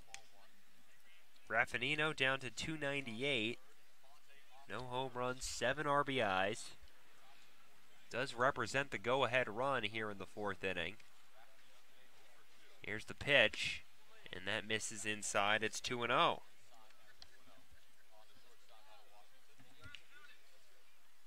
Wilson will peer back in. Looks like this is his inning. Not much going on out in that Orleans bullpen. We did see some double-barreled action earlier. Here's the 2-0. That is inside. It's 3-0. There is a base open over at second, but that would put the tying run in scoring position if Wilson can't battle back here. On deck is Chandler Taylor. Here's the pitch, bluff at first, and that's over for a strike as Graffinino is taking all the way. Free strike, and the count is 3-1. Graffinino will dig back in from the left-hand side, as we mentioned earlier. Player that could have easily been selected to the All-Star team. Here's the 3-1, swung on and grounded, backhanded by Nootbaar at first, throws to second for 1, on to first, and a double play ends the inning. 3-6-3, fantastic play by Nootbaar, and a sharply hit ground ball, played it on a hop, and a good turn at second by the shortstop, Romy Gonzalez, ends the inning. But the Whitecaps do get 2, both charged to Chandler Day, but Brooks Wilson navigates out of the inning without any further damage. We've played 3.5, 4-2 Orleans on the Cape Cod Baseball League Network.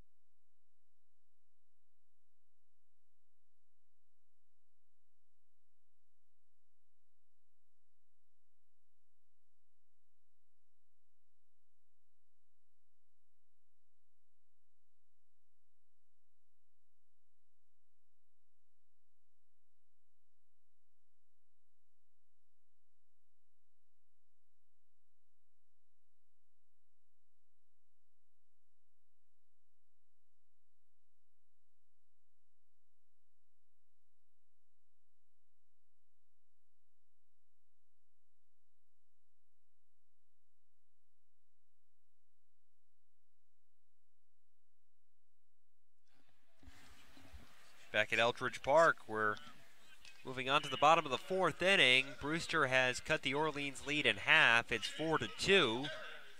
But a nice play by Lars Nootbaar over at first base led to an inning-ending double play to limit the damage. So Jimmy Heron will dig in to lead off the 4th against Ryan Apadano, who had a long layoff. Left-hander has allowed 4 runs thus far. Orleans has seen him well tonight. Here's the pitch, and Herron takes an off-speed pitch over the inside corner for a strike. 0-1. The count on Herron, who has raised his average to 374. He's 2 for 2. Here's the pitch. Another breaking ball misses off the inside corner that time. 1 ball and 1 strike. Nootbaar on deck, then Decalotti. Firebirds looking to get those 2 runs back here in the 4th inning. Here's the pitch from Avadano, and it's over the inside corner. A fastball that time for a strike.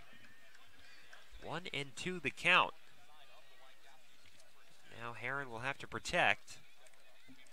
Infield and outfield playing straight away. Here's the pitch from Avadano. Swung on and grounded slowly down the third base line, but foul. Going down and getting a breaking ball was Jimmy Herron. Herron, certainly a very worthy all-star. We mentioned earlier, but I'll remind you that Orleans has 8 all-stars. That's the most in the Cape League. Representative of the team with the best record. Here's the pitch. It's up in the zone. Up around the neck of Jimmy Herron as he bends out of the way. Count is 2-2.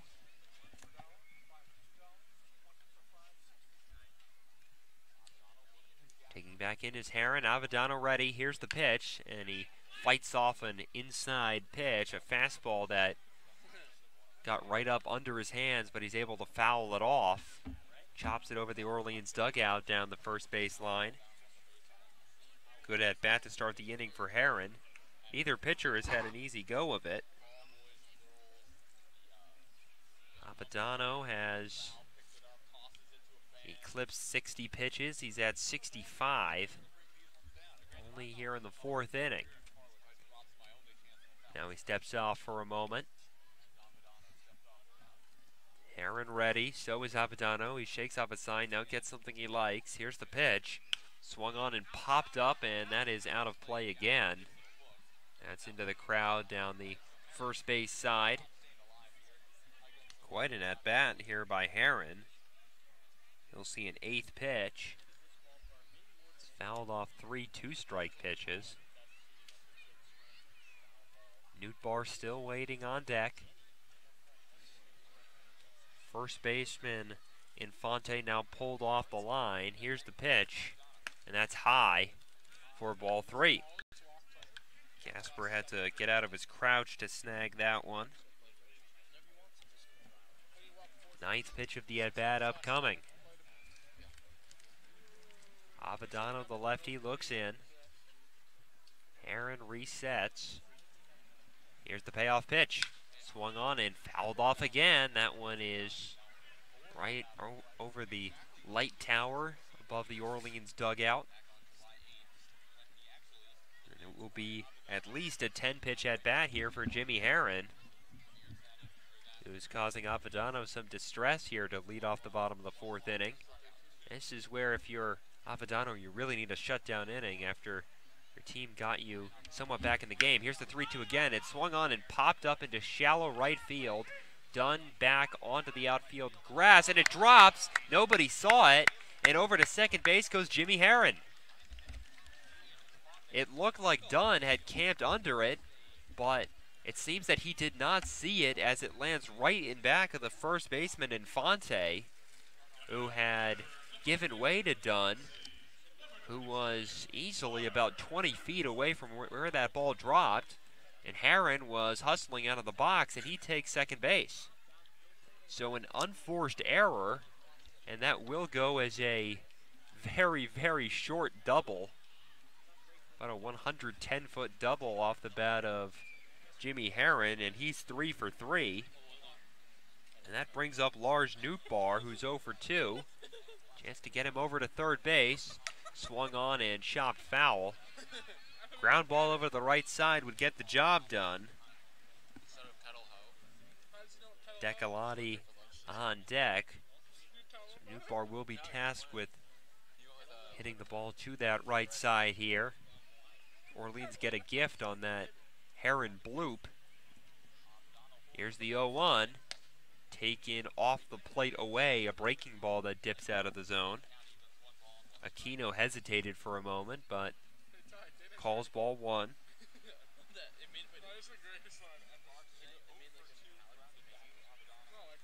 Ready is Newt Barr with that slightly open stance. From the belt is Avadano. Here's the pitch. Swung on and ripped up the middle, but that's going to hang up for the center fielder, Bishop. Hit hard by Newt Barr, but right at Bishop, who moved about a step to his left to make that play. And there's one out. And it'll bring up Decalotti. A walk, a stolen base, and a run scored back in the first for the Orleans right fielder. He also struck out looking in the second. Gets his third look at the Brewster starter, Ryan Avadano. Now 71 pitches for the Brewster starter. Check on second base is Avadano. Now he fires. Taken for a strike over the outside corner. No balls and one strike. Decalotti 1 for 5 in yesterday's matchup with Kachuit. Bats from the right-hand side. Single should bring in a run here. There's a breaking ball stopped by Gasper. Counts 1-1. Decalotti with 9 RBIs on the season. Orleans has really enjoyed having him up on the Cape. They went on that 10-game win streak once he arrived. Another look at Heron for Avadano. Runner goes. There's a breaking ball and no throw by Gasper. And stealing third is Jimmy Heron, who picked the right pitch to run on. It was a breaking ball down and in, and no play at all for Gasper. So a good jump for Heron, who was running with Avadano, who's a lefty, with Avadano's back to him. And it's his second stolen base of the game, extends his team lead to 10. Count is 2-1 on Decalotti. Here's the pitch, swung on and fouled off to the right, off the screen in front of the Orleans dugout. Count is even at 2-2. Fly ball would give Orleans their 5th run of the game, given that it's hit into the outfield. Infield pulled in all the way around. Playing well off the line is Infante. Playing more up the middle is the second baseman, Nick Dunn. The count's 2-2. Avadano delivers, and that's taken high by Decalotti at the letters. And the count runs full. Romy Gonzalez is on deck. He's hit 2 balls very hard, one to the fence about 400 feet away in left center, and the other for a home run. So if you're Avadano, you do not want to have 2 runners on with Gonzalez at the plate. Here's the payoff pitch. That swung on and grounded to second base. Holding at third is Heron, and Dunn fires onto first. Made a nice play on a short hop. Coming in, stumbled a little bit on the grass, but kept his feet and made the play. So holding at third is Heron, and now here comes Gonzalez. Ground out 4-3 for Decalotti. Second time he's been retired today. Gonzalez, that sacrifice fly back in the first and the solo home run in the third. Raised his season RBI total to 11. Got a chance to make it 12 here. Avadano looks in, and the lefty deals. Breaking ball in at the knees for a strike. A good one over the inside corner. And it's 0-1. Gonzalez has raised his batting average to .329. It's really come a long way since the start of the season. Avadano ready, here's the 0-1. And that misses away. Backhanding that was Gasper, so being careful here. A couple breaking balls to start the at-bat for Avadano. 1-1 the count. Ethan Paul on deck. He would hit if Gonzalez can find a way on. Orleans ahead 4-2 here in the bottom of the 4th. Avadano delivers. Swing and a miss at a high fastball, and the count is 1-2. Gonzalez helping out the Brewster starter there. High fastball right around the letters. That would have been ball 2. 1-2 the count.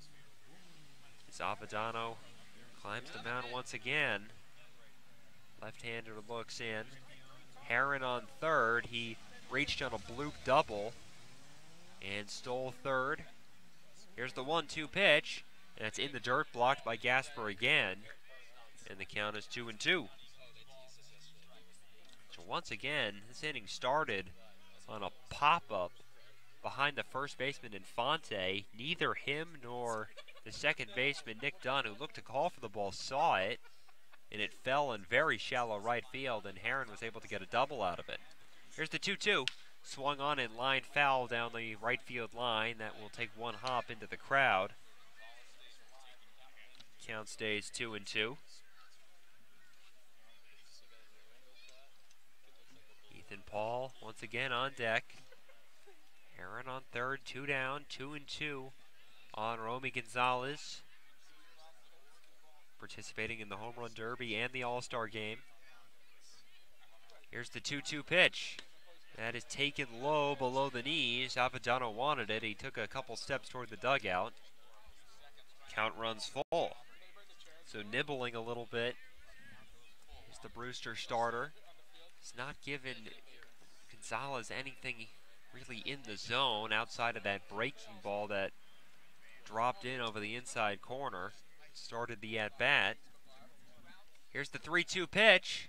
Swung on and popped in the air deep into left field. Moving back and having some trouble with it is the left fielder Costas, but he settles under it in the end to make the catch and ends the inning. So Orleans strands a runner on third. The double by Heron is wasted. We've played 4-4-2 Orleans on the Cape Cod Baseball League Network.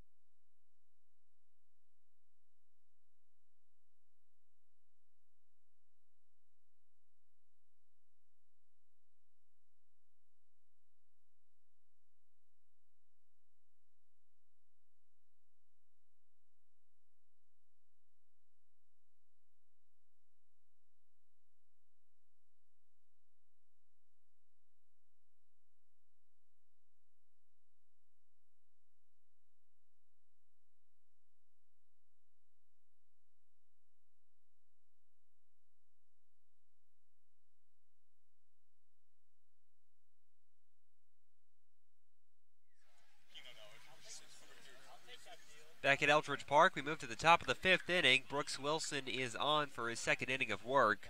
I can officially give you the final line on Chandler Day. He goes 3+ innings. 2 hits, 2 runs, both of them earned, 5 walks, and 3 strikeouts. He left after facing 3 batters in the 4th inning. A couple walks and a single allowed, as Wilson has to deal with Chandler Taylor, Mickey Gasper, and Michael Curry, the 2, 3, and 4 hitters in the Brewster lineup. As the first pitch, Taylor misses for ball 1. Taylor 0 for 1 with a walk. He also struck out. Swings and lines one to the second baseman, Paul, for the first out of the inning. A leap by Paul as he reels it in. And a quick first out for Brooks Wilson. That will bring up Mickey Gasper, the All-Star. 0 for 1 with a walk and a strikeout.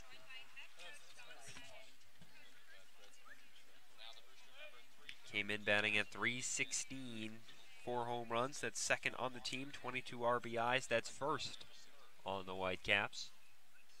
Bats from the left-hand side. Here's the pitch. That's up and in for ball 1. Michael Curry waiting on deck. Wilson, you can use a quick inning here. Here's the pitch, swung on and lined back up the middle of base hit, so that won't happen as Gasper rips one right back past the pitcher Wilson and into center field. It's a solid 1-out single, and that will bring up Curry, the DH from Georgia. He is 0 for 2 with a pop out to the catcher and a pop out to second. 1 home run on the season for Curry. He's driven in 11. Got a runner on first, represents the tying run. So Wilson, who did a Nice job to limit the damage to only 2 runs in the 4th inning after inheriting a bases loaded situation with nobody out. To work around a 1-out single here. Breaking ball drops in for strike 1 on Curry. It's 0-1. Nick Dunn in the on-deck circle. He reached on a single in his last at-bat. Wilson ready. He delivers, and that just missed off the outside corner. And the count is 1-1. So Brewster is a pitch away from potentially tying the game. Also a pitch away from potentially ending the inning. Here's the pitch. Breaking ball, swung on and fouled back to the backstop. Broke his bat as well as some shavings flew off the handle. And going to get a new piece of lumber is Curry. Count is 1-2. Another quick update on what else is going on in the Cape League. Only one game going on outside of this one in Orleans. Bourne leads Falmouth at home. It's 4-1 in the top of the 8th. 3 finals once again. Wareham over Catuit 1-0. YD walks off over Hyannis. Final score there 4-3. Chatham shuts out Harwich 3-0. So for Orleans, they now only hold a 1-point lead over Yarmouth Dennis atop the East Division. That could be 3 if they hold on to win against Brewster tonight. Currently a 5-point lead on Brewster and a 6-point lead on Chatham. Here's the pitch to Curry. He swings and pops one up to the middle of the infield. Gonzalez over. He makes the catch, and a third pop out for Michael Curry, and there's 2 outs in the inning.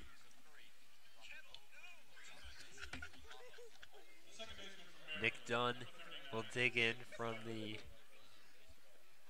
left-hand side. The second baseman from Maryland came in hitting at .292. He has an infield single and a run scored on the night. For Michael Curry, 3 pop-ups all on the infield. Short lead for Gasper over at first. Here's the pitch, and it is over the outside corner for a strike. No balls and 1 strike on Dunn. Second year with the Brewster Whitecaps. Was a member of the team last year as well. Here's the pitch. Kind of an aggressive secondary lead over at first base by Gasper as that drops in. Count is 0-2, a breaking ball at the knees. 0-2, Wilson ready. Here's the pitch. That's blocked by Austin Hale, a breaking ball down and away. 1 ball and 2 strikes. Back on the... Here's the pitch. Swung on and grounded to first. Played nicely by Newtbar, who had to play it on a short hop, and he steps on the base to end the inning. So we're halfway through this one. Working around a 1-out single is Brooks Wilson. And he sets down the Whitecaps. 4-2 Firebirds, your score. Be back in a moment on the Cape Cod Baseball League Network.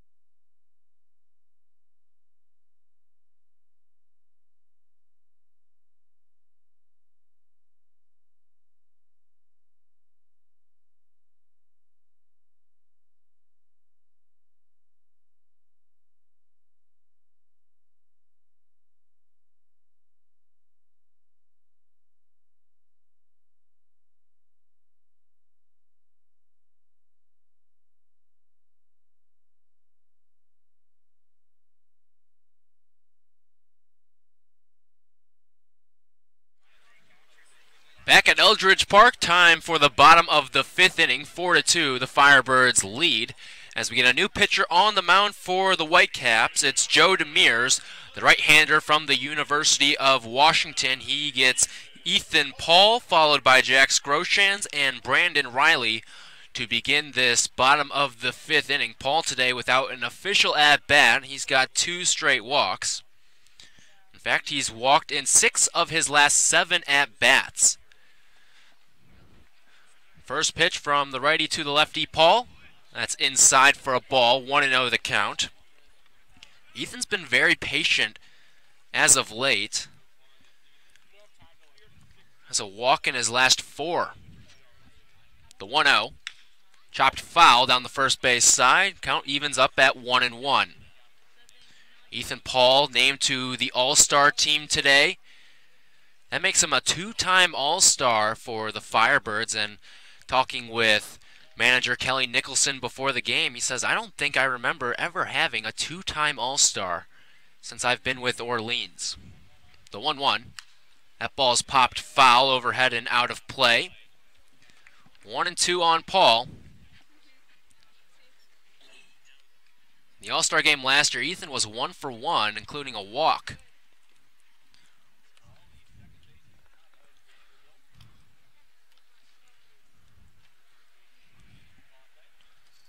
One and two as Demers wants to step off and Gasper will go out and have a quick chat with him. Well, Paul, I mentioned, has been very patient at the plate. He actually had his 7-game hitting streak snapped yesterday, and he still got on base 4 times, 3 walks, and a hit by pitch, and flew out to left field in the win against Catuit yesterday. The pitch is outside for a ball, 2-2. Paul's average coming into today, 263. One of the best, not just on the Firebirds, but in the entire league. That's 4th. The 2-2. That's popped out of play. Good battle here from Ethan. 2-2 the count. Lights taking full effect here at Eldridge Park. Bottom of the 5th, 4-2 Firebirds. Ready, Demers winds and kicks. That one's lined foul down the third base line. 3rd straight foul ball we've seen from Paul.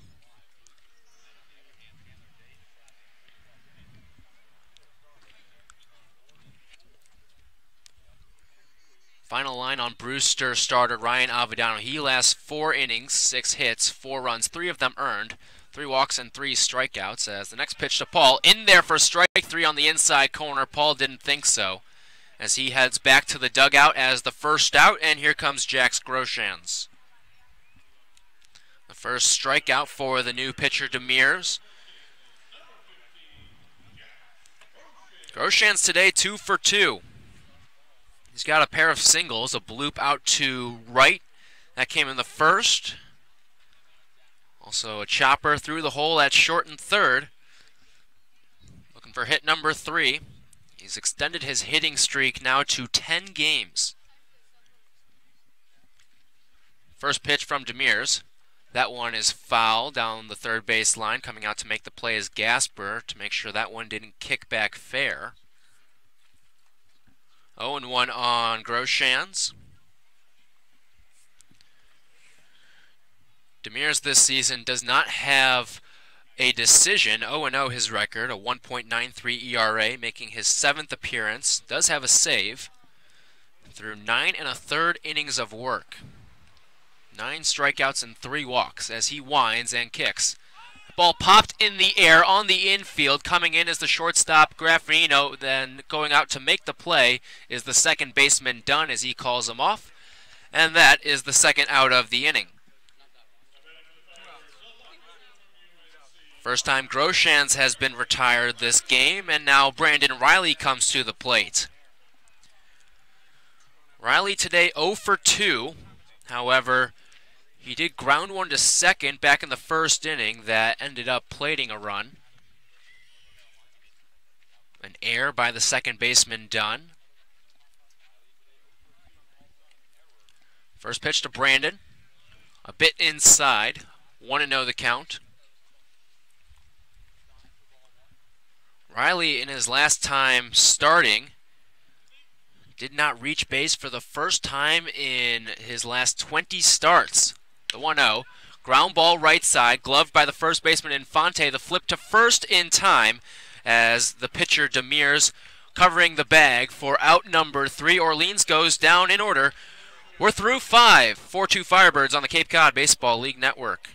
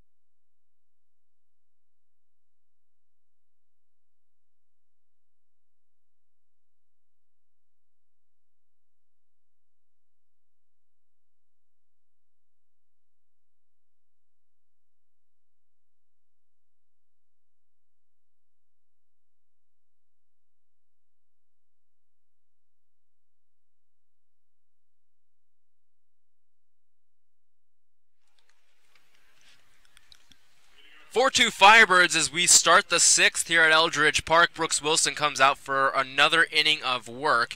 He gets Kyle Dautris, Hunter Bishop, and Julian Infante. All 3 of the batters due up have reached base today. Dautris has a pair of walks. The righty from UNC digs in against the righty Wilson from Stetson. Wilson winds and the first pitch. Just off the inside corner, 1-0 the count.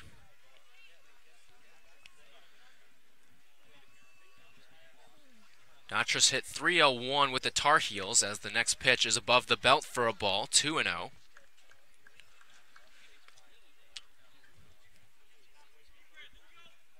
Also had 5 home runs with UNC. As Wilson kicks and the pitch. That's also high for a ball, 3-0.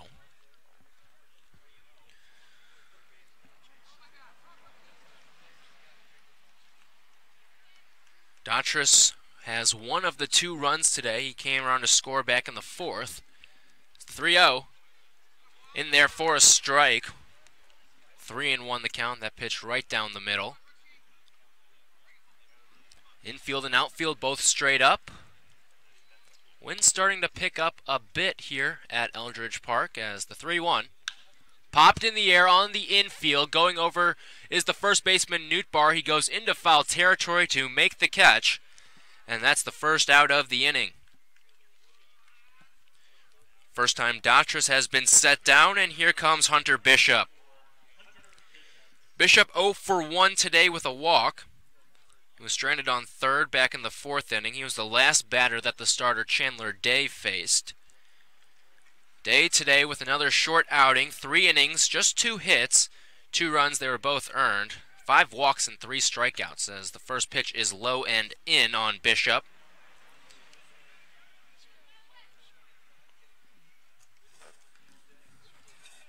Wilson winds and the pitch. That one's popped up foul down the third base side, out of play, 1-1 the count. Groshan's the third baseman in on the grass.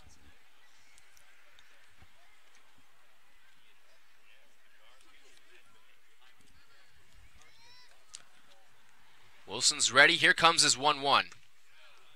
In there for a strike. 1-2 the count. Orleans on top, 4-2. Firebirds got 3 in the first, 1 in the third. Brewster with 2 in the 4th. As the 1-2, that's fouled away overhead. 1-2 the count remains. And for Orleans, with those 3 runs back in the first inning, that's the 10th straight game the Firebirds have scored first. The 1-2. That's outside for a ball, 2-2. In fact, the last time Orleans didn't score first in a game, it came against Brewster here at Eldridge Park back on July 2nd. As the 2-2 comes in. That one roped out into right center field. Getting over to it, though, is the center fielder, Heron, and he makes the catch on the run for out number 2. And here comes Julian Infante.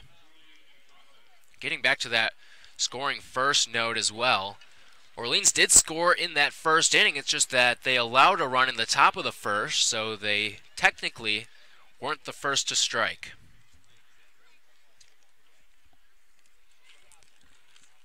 Infante's 1 for 2 today, a single and a strikeout. First pitch as he squares around a bunt and pulls back on a strike on the inside corner, 0-1. Infante knocked in the first run with the bases loaded back in the fourth.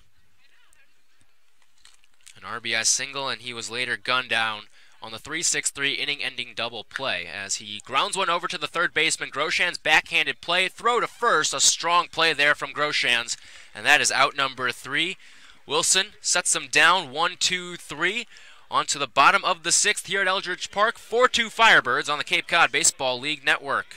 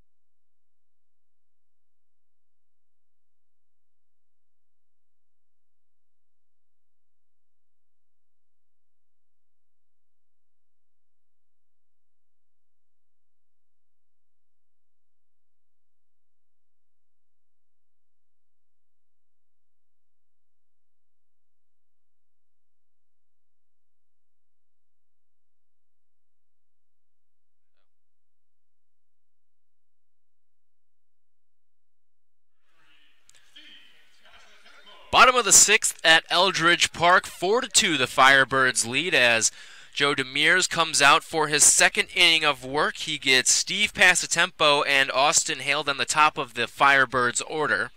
As Passatempo, the righty from UMass Lowell, digs in against the righty Demers. Passatempo had a deep sac fly out to right field that almost got over the fence. As Demers winds, first pitch is a fastball for a strike on the outer half, 0-1. And that fly ball from Passatempo just missed by about 5 to 10 feet. And in any other ballpark is probably a home run. The 0-1. Breaking ball drops in for a strike, 0-2 on Passatempo. We also saw that with Romy Gonzalez back in the first inning. A deep sacrifice fly to left center that also traveled about 400. The 0-2. That's up and away for a ball, just missed. 1-2 the count. Theoretically, we could see Orleans with 3 home runs at pretty much every other ballpark in the league. Here comes the 1-2. Low and away for a ball, 2-2. Passatempo with that fly ball in the third, also grounded into a fielder's choice to end the first. Here comes the 2-2 pitch. That one is pulled foul down the third base line. Passatempo stays alive. Passatempo was the one in the box as Orleans' game against Falmouth was called. That came in the 8th inning. The 2-2. Upstairs for a ball. Count is full on Passatempo, who works his way back. And it seemed like everything possible went wrong for Passatempo in that bat. First of all, he was called on as a pinch hitter. So it took him a little extra time as the 3-2. Swing and a miss for strike 3 in and out of the mitt of Gasper, but he applies the tag, and that is out number 1. The second strikeout for Demers as Austin Hale comes to the plate. There are also lights on in right field, which caused for a pause in that Falmouth game, and then the rain just kept on coming down as Groshans was aboard at first as the tying run and Passatempo being the go-ahead run in the box. First pitch to Hale, a breaking ball that grabs the zone. 0-1 the count. Hale today 0 for 2 with a pair of strikeouts. The 0-1. Low and away for a ball, 1-1 the count.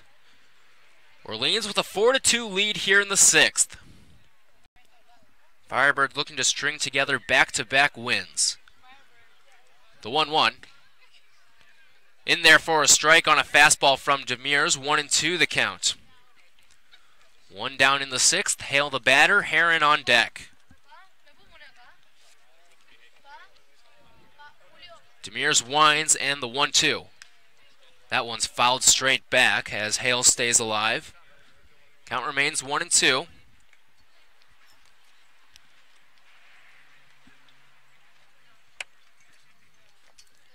Hale has now caught both of Chandler Day's starts. The 1-2.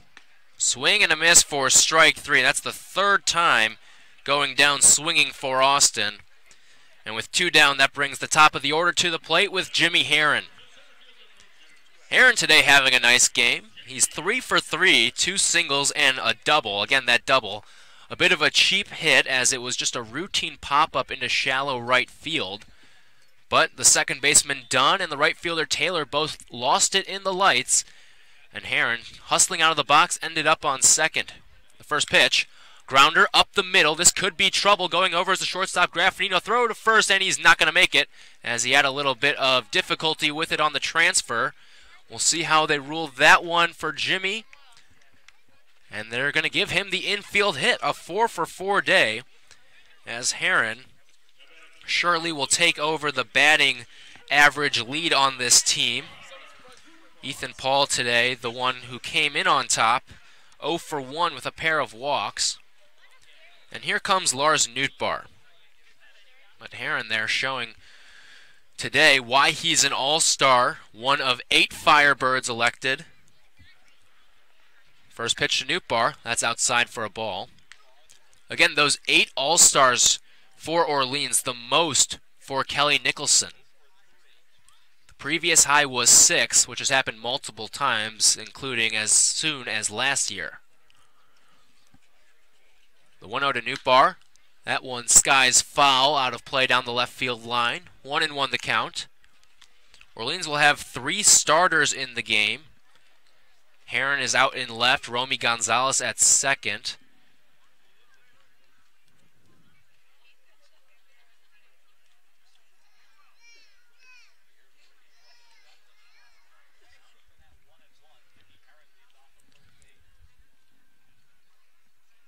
Here comes the 1-1. Heron runs. Hit and run. Grounder over to third. Picked up by Dotris. The throw to first is in time. And that is the 3rd out of the inning. So Orleans strands a 2-out hit by Heron. After 6, it's 4-2 Firebirds on the Cape Cod Baseball League Network.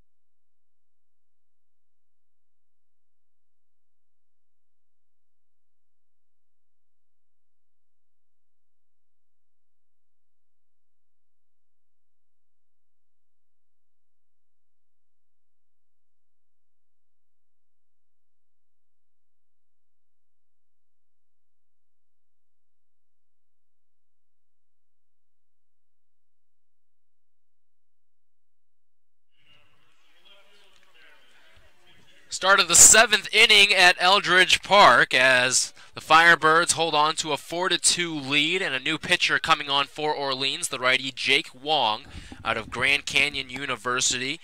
1-1 with a 4.38 ERA this season, making his 10th appearance as he gets the bottom of the order with the 9-hitter Marty Costas. As Wong's first pitch in there for a strike. Costas almost checked his swing. Wong, 15 strikeouts to just 3 walks. The 0-1. That's in there on the inside corner for a strike. A delayed call there from the home plate umpire, Robert Aquino.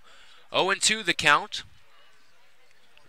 A lot of credit to Brooks Wilson, who came in a tough situation in the 4th inning with the bases loaded, nobody out. Only allowed 2 runs and then calmed things down over the next 2 innings. The 0-2. That ball just misses a bit low. 1-2 the count. Wong, one of the hardest throwers out of this Orleans bullpen. Him and Riley Thompson both have hit 97 on the gun as the 1-2. That's in the dirt, blocked by Hale. 2-2 the count. Well, we were talking yesterday when Thompson came in. He was hitting 97. I don't think either of us realized he threw that hard. Again, Lowell Park, the only one that gives you the pitch speeds on the scoreboard. As the 2-2. Chopper over to short. Gonzalez charges. He sets his feet, throws to first in time. And that's the first out of this 7th inning. Firebirds have set down the last 6 Whitecaps, and here comes the top of the order with A.J. Graffinino. Graffinino 0 for 3 today. Hit into a double play with the bases loaded in the 4th inning. Also a fielder's choice and a ground out to first to lead off the game. The lefty from Washington over at short today stands at 6'3", $170. As Wong winds in the first pitch, low and away for a ball. Grosjean's the third baseman playing in on the grass.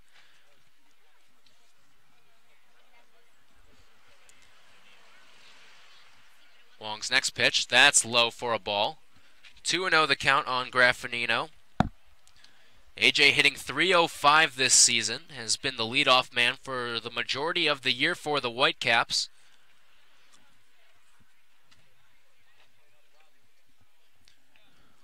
Wong winds and the pitch. That one on the outer half for a strike. 2-1 the count on Graffinino. Grosjean takes a couple of paces back, now playing behind the bag over at third. So Wong is ready. He winds, here comes the pitch. That ball popped foul and out of play down the third base line. Across the street, 2-2. Orleans leads 4-2. Firebirds have 7 hits to Brewster's 4.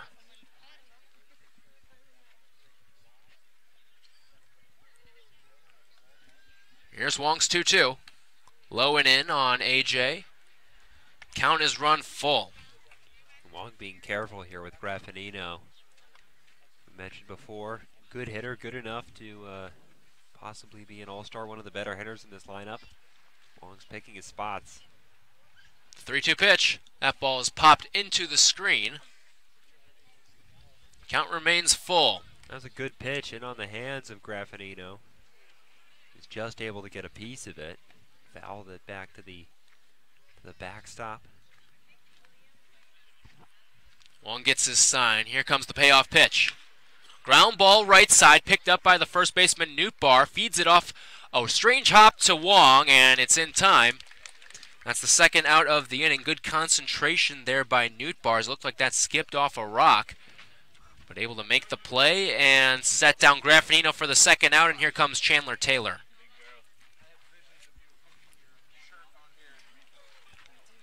Taylor today 0 for 2 with a walk. Had a sharp line out to Ethan Paul. That came back in the 5th inning. Also a strikeout victim in the 1st.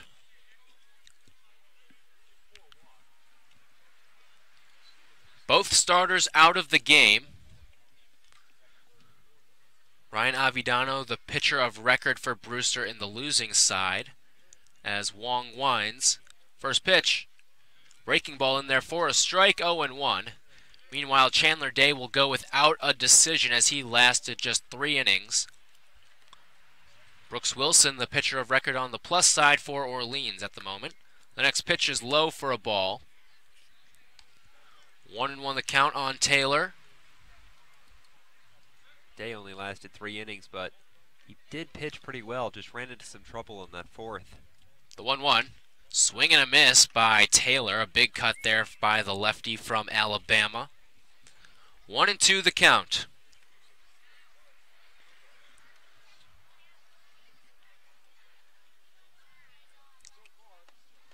Long, the righty is ready. In the windup, here comes the pitch. That's low and in. It gets past Hale, but won't do any damage with nobody on. 2-2 the count. Infield and outfield both straight away.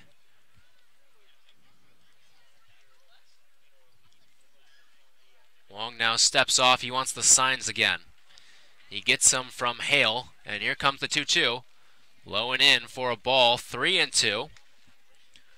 So Jake has worked it full on the last 2 hitters.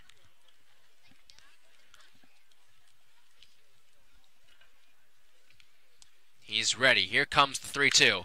Skied in the air out to left. Going back on it is Riley. His back against the fence, and now he takes a couple steps in and has it for out number 3. A 1-2-3 frame for Jake Wong. On to the bottom of the 7th. Time to stretch here in Orleans. 4-2 Firebirds on the Cape Cod Baseball League Network.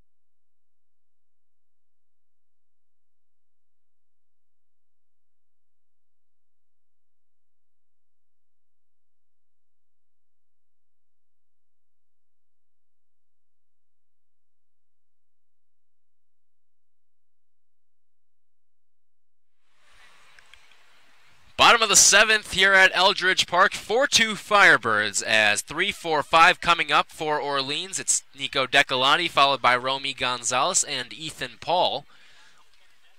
Joe Demir's on for his 3rd inning of work as Decolati squares around for a bunt, lays it down the third base side, coming in and slowing up is Datras. He can't make the play, and it's an infield bunt single for Nico Decolati to begin this bottom of the 7th. That's a great bunt.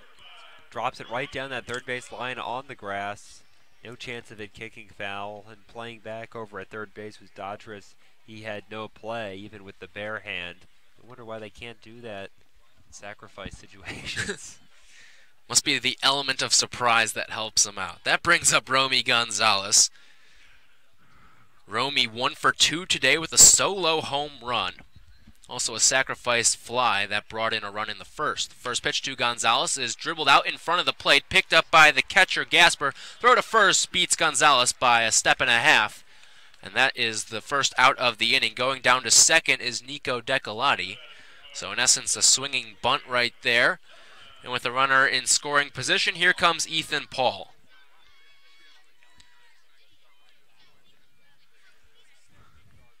Paul today 0 for 1 with a strikeout and 2 walks, has also scored. Decolati, the runner on second, being watched by the shortstop Graffinino. First pitch to Paul, that one skied in the air out of play down the third base line. 0-1 the count.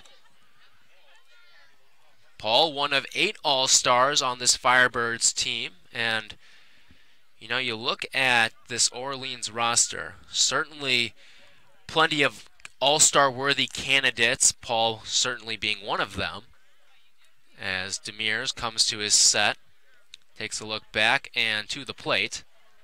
That's inside on Ethan, 1-1 the count. There's still a couple more that you think that could make that team. Yeah, absolutely. I mean, it's not to be greedy. I mean, the Orleans have 8 All-Stars. Demers is 1-1. That one chopped foul down the first base side over the Orleans dugout. I mean, we mentioned Stephen Scott earlier. I think definitely deserving. He's 313, 4 home runs, 20 RBIs. One guy, though, just looking through again, that jumped out at me that we thought would get in pretty easily was Josh Hyatt. I would be in agreement with you on both of those guys. I think Scott's certainly deserving. As Demers looks back and comes to the plate for his 1-2. That's at the letters of Paul, 2-2. And you mentioned you got to wonder if there was some type of cutoff for Orleans. They had 8 All-Stars, which is the most that the Firebirds have had under Kelly Nicholson. Again, that span stretches all the way back to 2005. As Demers is 2-2. Here it comes. That's grounded foul down the first base side. Count remains at 2 apiece. But still, this is an Orleans team that was by far and away, it seemed like the best team in this first half of the season. And certainly deserving of all 8 of those spots. But again, could have had upwards of 10, but where do you draw the line in the sand? Yeah, I think that's the only thing that kind of held them back. I mean, there's a few other relievers too. Demers is 2-2. That one in there for strike 3. He fooled Ethan on a breaking ball. And that's the second out of the inning, and here comes Jax Groshans. Paul not looking for a breaking ball there. He let that one drop right in at the belt. Good pitch in the end by Demers. He's got a chance to get out of this inning. The way Orleans' bullpen has been pitching, they might not need another run, but guy in scoring position here, good hitter up in Groshans, who's already got 2 hits today. Like to take this opportunity. Groshans, another one that was certainly considered for all-star considerations. As Demers steps off, Groshans 2 for 3 today. He's got a hit in 15 of his last 16 games, including 10 straight. Here's the first pitch. That's outside for a ball, 1-0. 2 down in the 7th, 4-2 Firebirds. Decolati the runner on second.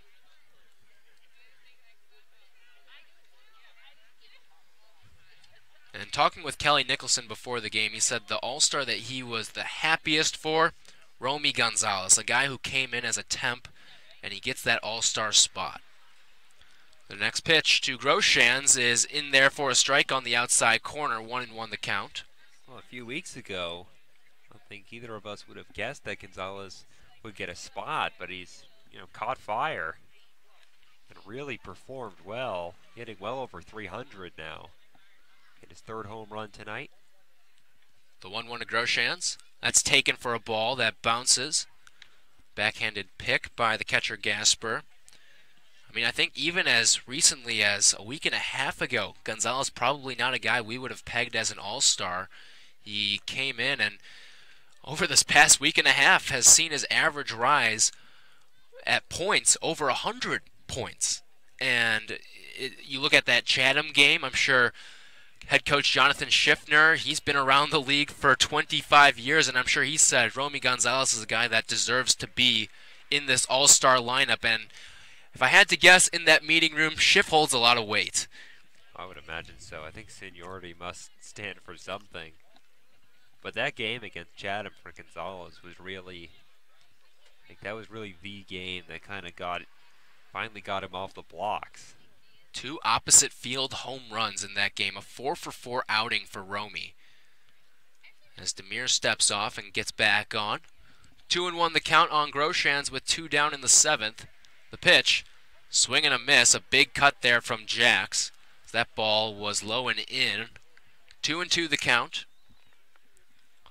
I would be curious to hear kind of the criteria, though, because there's a couple players, I mean, not even in Orleans, but, for example, Falmouth's Marty Bakaina, the home run leader, is not a 300 hitter.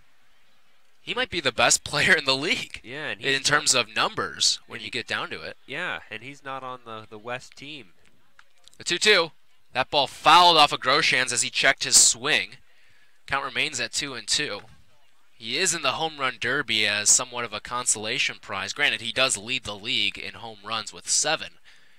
But Bakaina, a guy who you probably thought was a shoo-in to be in this game that'll be played in Wareham at Spillane Field, but left off the roster. Easily the biggest shocker amongst the league. Demers is 2-2. That's popped foul over to the right side. Count remains at 2 apiece on Groshans. And on top of that, Jeff Trundy, who is Falmouth's manager, is managing the West. So I don't know why he's not there. And Falmouth has been one of the better teams in the West, and Bakaina certainly one of the reasons why. Granted, it's a very tight race out there. The top 3 teams all decided by 2 points or less. Runner goes as the pitch is grounded to shortstop, picked up by Graffinino, throws over to first in time, and that's the 3rd out of the inning as Orleans strands Decolati off a leadoff single. We're through 7. Orleans on top 4-2 on the Cape Cod Baseball League Network.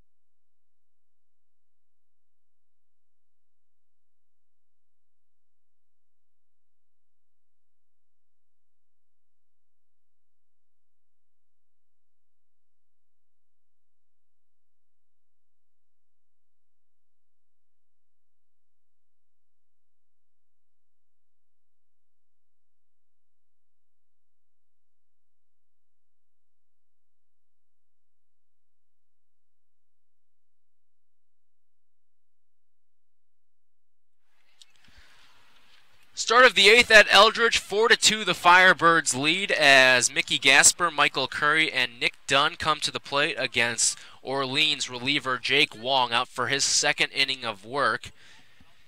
Mickey Gasper, an all-star, as we were just in the middle of an all-star conversation, talking about some of the snubs from both the East and the West. Wong winds and the pitch. That's on the inside corner for a strike on a fastball.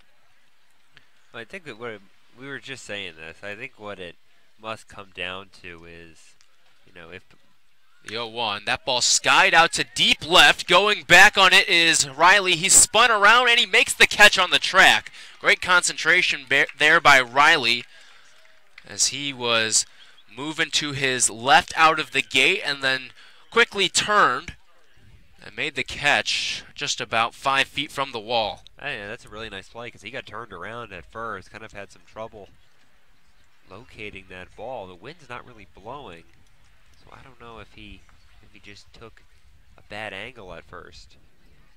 Here's Curry as he watches a ball on the inside. Michael Curry 0 for 3 today, a couple of pop-outs and a foul out. 1-0 the count on the righty from Georgia as Wong, the righty, winds, and the pitch. That ball skied foul down the first base line, out of play. 1-1. I think just as far as the all-star selections go, I think it must be, some positions just fill up faster than others. And that might explain why Stephen Scott isn't on the team. The 1-1.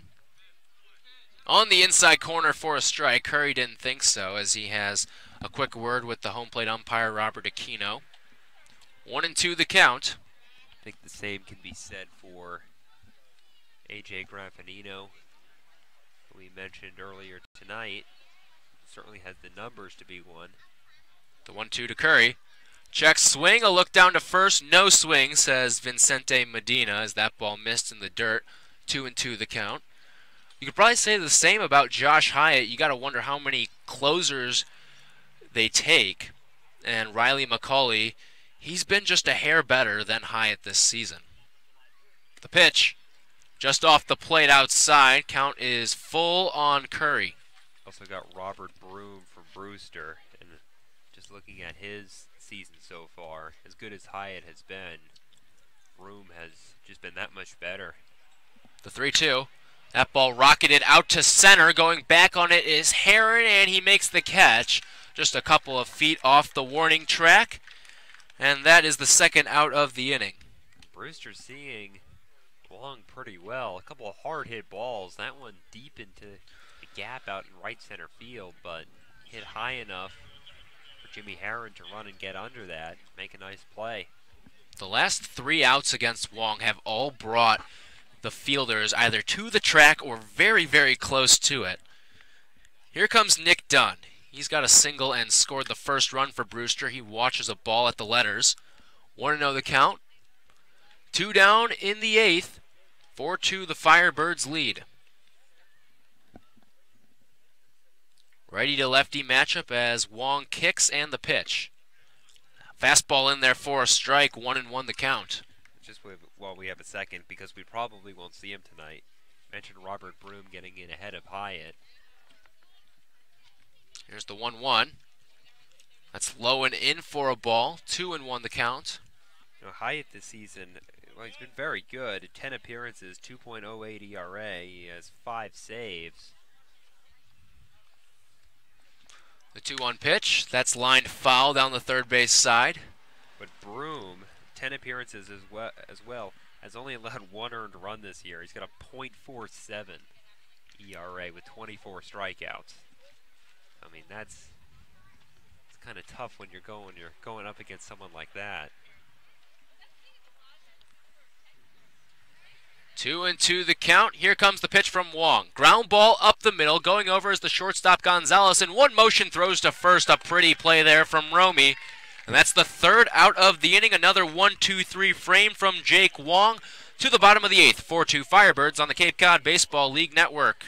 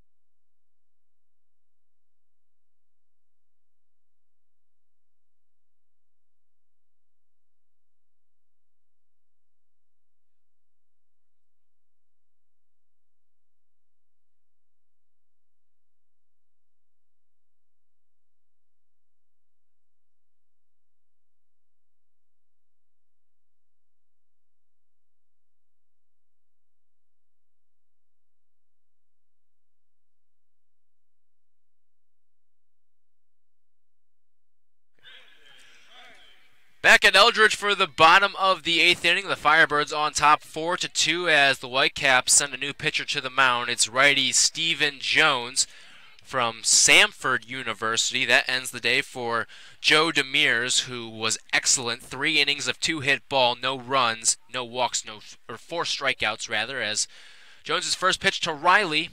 That's low for a ball. Brandon today,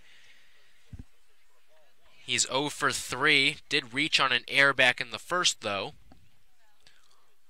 The 1-0 to Brandon. That's popped in the air, left side. Going over is the third baseman, Dotris, into foul territory, and he's got it for the first out of the inning.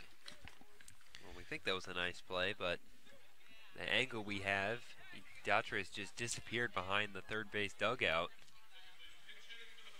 And that brings up the pinch hitter for Orleans, Steven Scott, who we just mentioned, in our opinions, one of the bigger all-star snubs on the season.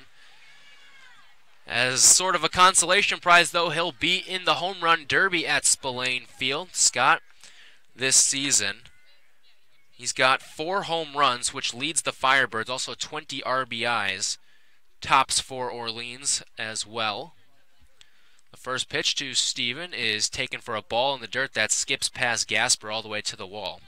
You know, I was looking at some interesting home run derbies from the past, and one that really stuck out to me came in 2006, and I'll give you the details on that after this pitch from Jones as he winds, and the pitch is fouled away down the third base side out of play.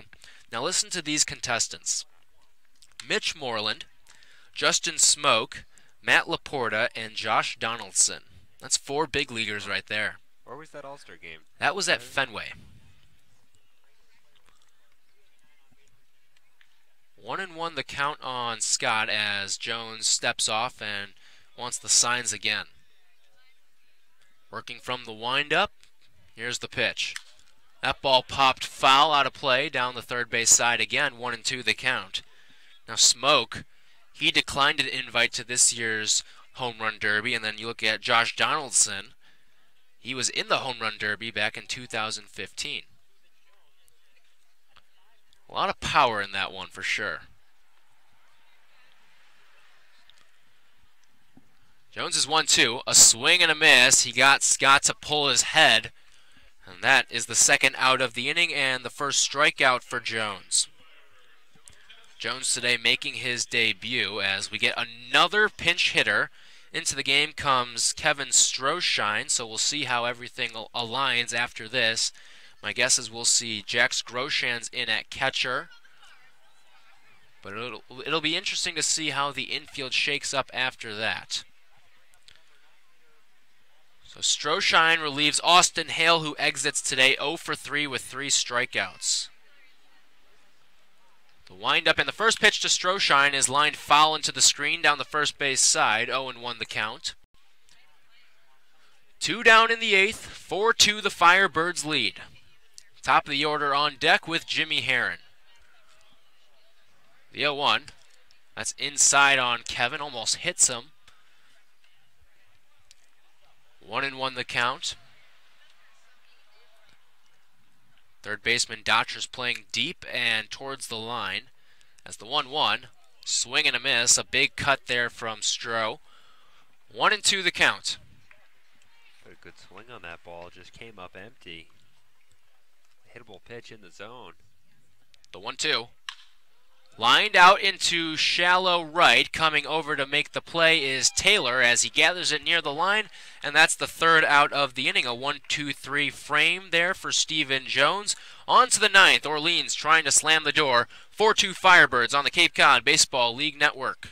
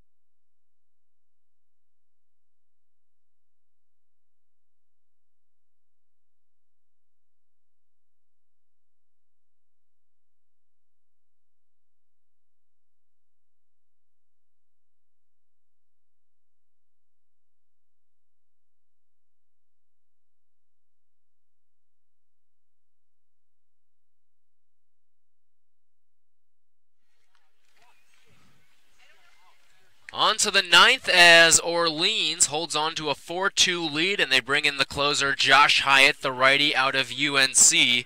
Josh this season with 5 saves, although his last appearance did allow his first 3 runs of the season against YD in a blown save. So now he looks to get back on track, and he'll get his Tar Heel teammate Kyle Dautris to lead off this 9th inning, followed by Hunter Bishop and then Julian Infante. Hyatt this season 0-1 with a 2.08 ERA, on for his 11th outing.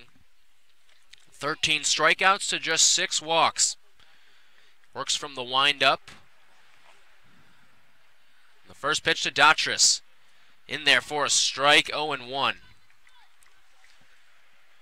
Firebirds picked up 3 in the first, 1 in the third, and Brewster got a pair in the fourth. Hyatt's 0-1 pitch. That bounces in. Off the new catcher Grosjean's, count is 1-1, so we'll give you the new defensive alignment. I mentioned Jax Grosjean's behind the plate doing the catching for Hyatt. Jeff Hotby comes into play short, and Gonzalez slides over from shortstop to third base. Hyatt's 1-1 pitch. Low and in on Dautris, 2-1 the count. Dautris today 0 for 1, fouled out, and also has a pair of walks. Hyatt winds and the pitch. That one grounded foul straight back. Evens the count at 2 balls and 2 strikes. Dautris, a .263 hitter this season. Batted .301 at North Carolina. Hyatt looks in. And here comes the pitch. Popped foul and out of play. Count remains 2-2.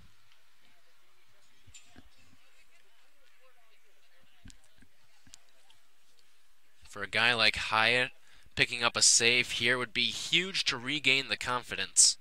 Had a tough outing last time against YD. Haven't seen him since then. Hyatt's 2-2. Breaking ball in there for strike 3. He froze Dautris, and that is the first out of this 9th inning. It's got to be frustrating for hitters. Not only a consistently wide zone, but some delayed calls from behind the plate throughout the game tonight. That one did look like it came in and caught the bottom of the strike zone right at the knees. Certainly we could see from the body language of Dautris, he disagreed with the call. Here's the lefty Hunter Bishop. First pitch from the righty, Dautris is clubbed out to right field but goes foul. A lot of power on that one, had home run distance, and now Jax Grosjean's going to go out and have a chat.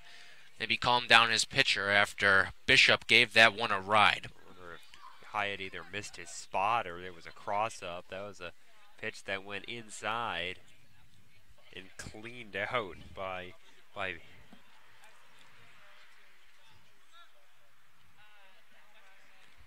0-1 on Bishop. Hyatt's ready. Here comes the pitch. That's outside for a ball, 1-1. Certainly not going to give him anything else inside again. At least nothing off speed. 1 down in the 9th, 4-2 Firebirds. The 1-1 pitch is swung on and tipped into the mitt of Grosjean's. 1-2 the count. Bishop tried to hit that one out. It was a huge cut, uppercut. Tried to pull that over that short right field porch.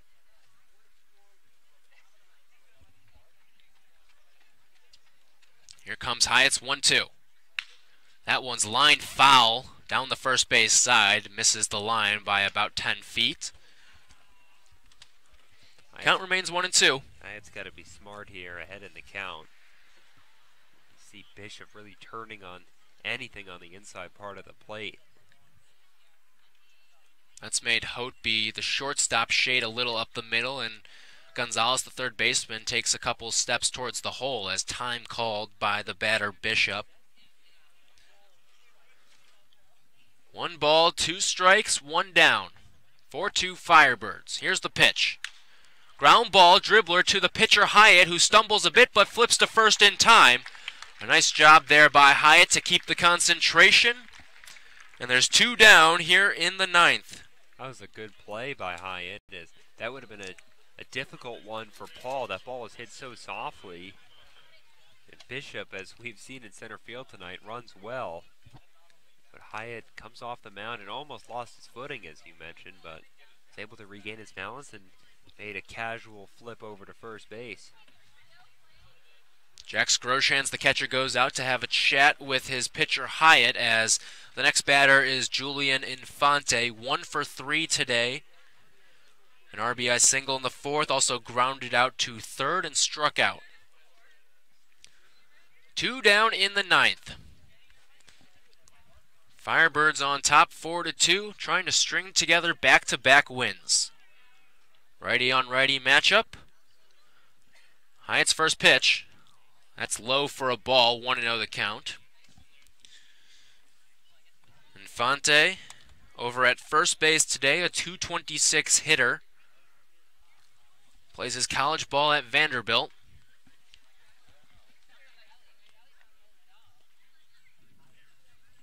Here's Hyatt's 1-0.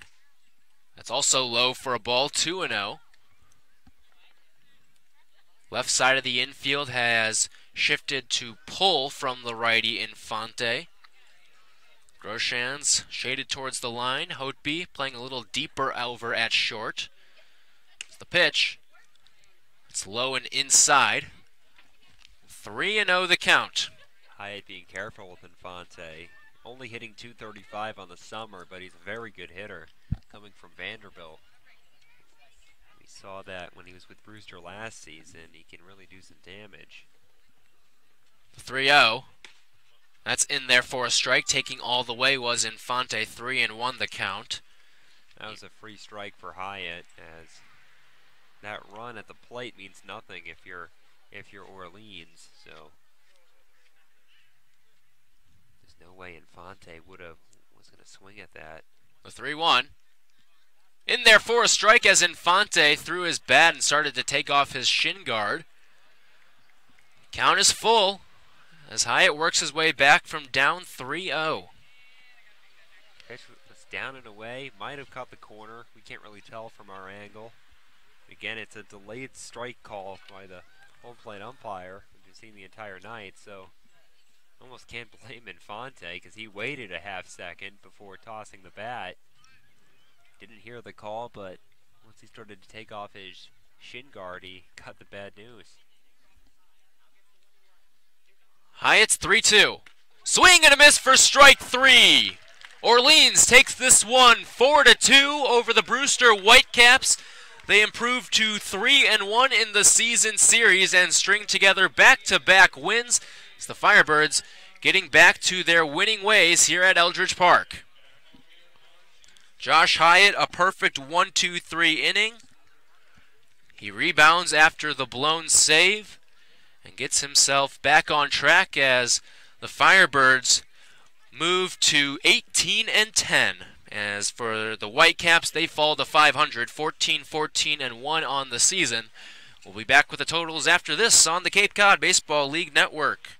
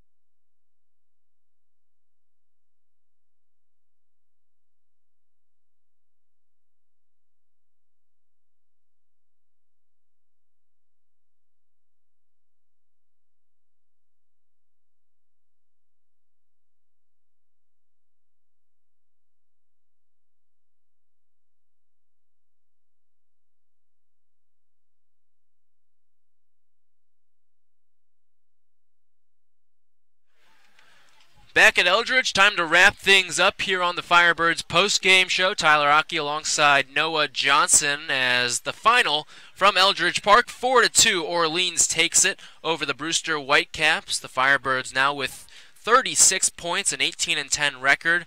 They move to 6 points ahead of the Whitecaps after the win. Meanwhile, Brewster falls to 14-1.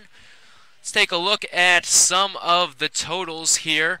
For Orleans, the line total reads as follows: 4 runs, 8 hits, no errors, 8 left on base. Meanwhile, Brewster, 2 runs on 4 hits, 1 error, and left 6 as some of the performers today. First on the pitching side, Chandler Day, the starter, leaves with a no decision. 3 innings pitched, allowed just 2 hits, 2 runs, but the struggle was in the walks department. 5 base on balls and 3 strikeouts for the righty from Vanderbilt. The winning pitcher for Orleans is Brooks Wilson. He goes 3 strong innings of 2-hit ball, no runs, no walks, and no strikeouts. And picking up the save for Orleans is Josh Hyatt, who rebounds with a 1-2-3 ninth inning. He also picks up 2 strikeouts. On the losing side, it's Ryan Avadano. He went 4 innings of 6-hit ball, allowed 4 runs, 3 of them earned, 3 walks, and 3 strikeouts in the losing effort. His record dips to 1-1 as Orleans picking up that 18th win to stay 3 points ahead of YD, who had a win today earlier out at Red Wilson Field. And for the Firebirds, the bats starting to come alive again after a bit of a struggle over that little rough patch where they lost 4 of 6, but now it seems like the Firebirds starting to get things back on track here, Noah. Yeah, absolutely. Nice days by Jimmy Herron and by Romy Gonzalez as well.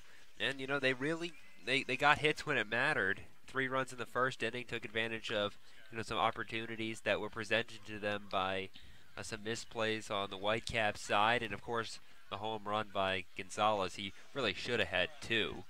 Very impressive, proving why he's in the Home Run Derby and why he's an All-Star. So, you know, just a very good game all around. It was nice to see them, you know, get back on track and start another winning streak. Yeah, Romy Gonzalez, you mentioned the home run, and for Romy, he goes into that Home Run Derby, and he's got 4, and maybe we'll get a couple more as we move forward. Again, McKeon Park's certainly a place where the Firebirds can pick up a couple of dingers, as Jimmy Herron, a 4-for-4 day for him. And we're joined now by Jimmy Herron, the center fielder from Duke. Another great game for you.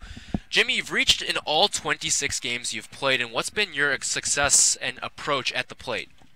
I think just trying not to do too much. I mean, definitely trying to get a good pitch to hit. Hitting at the top of the order. I try to be aggressive and get on base is the main thing. Try to get some runs for the team. And I think really just getting good pitches to hit and trying to put good swings on. And then this is a team now that has stolen a lot more bases in recent games. You spearheading that effort, leading the team. Has that been a sort of philosophy change for you guys as the season's progressed? I've been trying to be a little bit more aggressive on the bases, use my speed a little more. You know, tonight I had a couple infield singles, just try to put a little pressure on the defense. And when on the bases, you know, if there's an opportunity, maybe the pitcher's a little slow to the plate. You know, if you can get a base that can put a lot of pressure on the pitcher and lead to elevated pitches, and I think it just helps to put pressure on the defense with stealing bases. Yeah. Now, for you personally today, you come home with an accolade. You're named a Cape Cod League All-Star. What does that honor mean to you? It was really cool. I mean, you know, I guess, you know, a lot of hard work. Coming up here, I wasn't really sure. You know, didn't really know what to expect, but I think I put together a good first half. Just worked hard. You know, try to stay the same every day, and you know, it was pretty cool to hear my name called.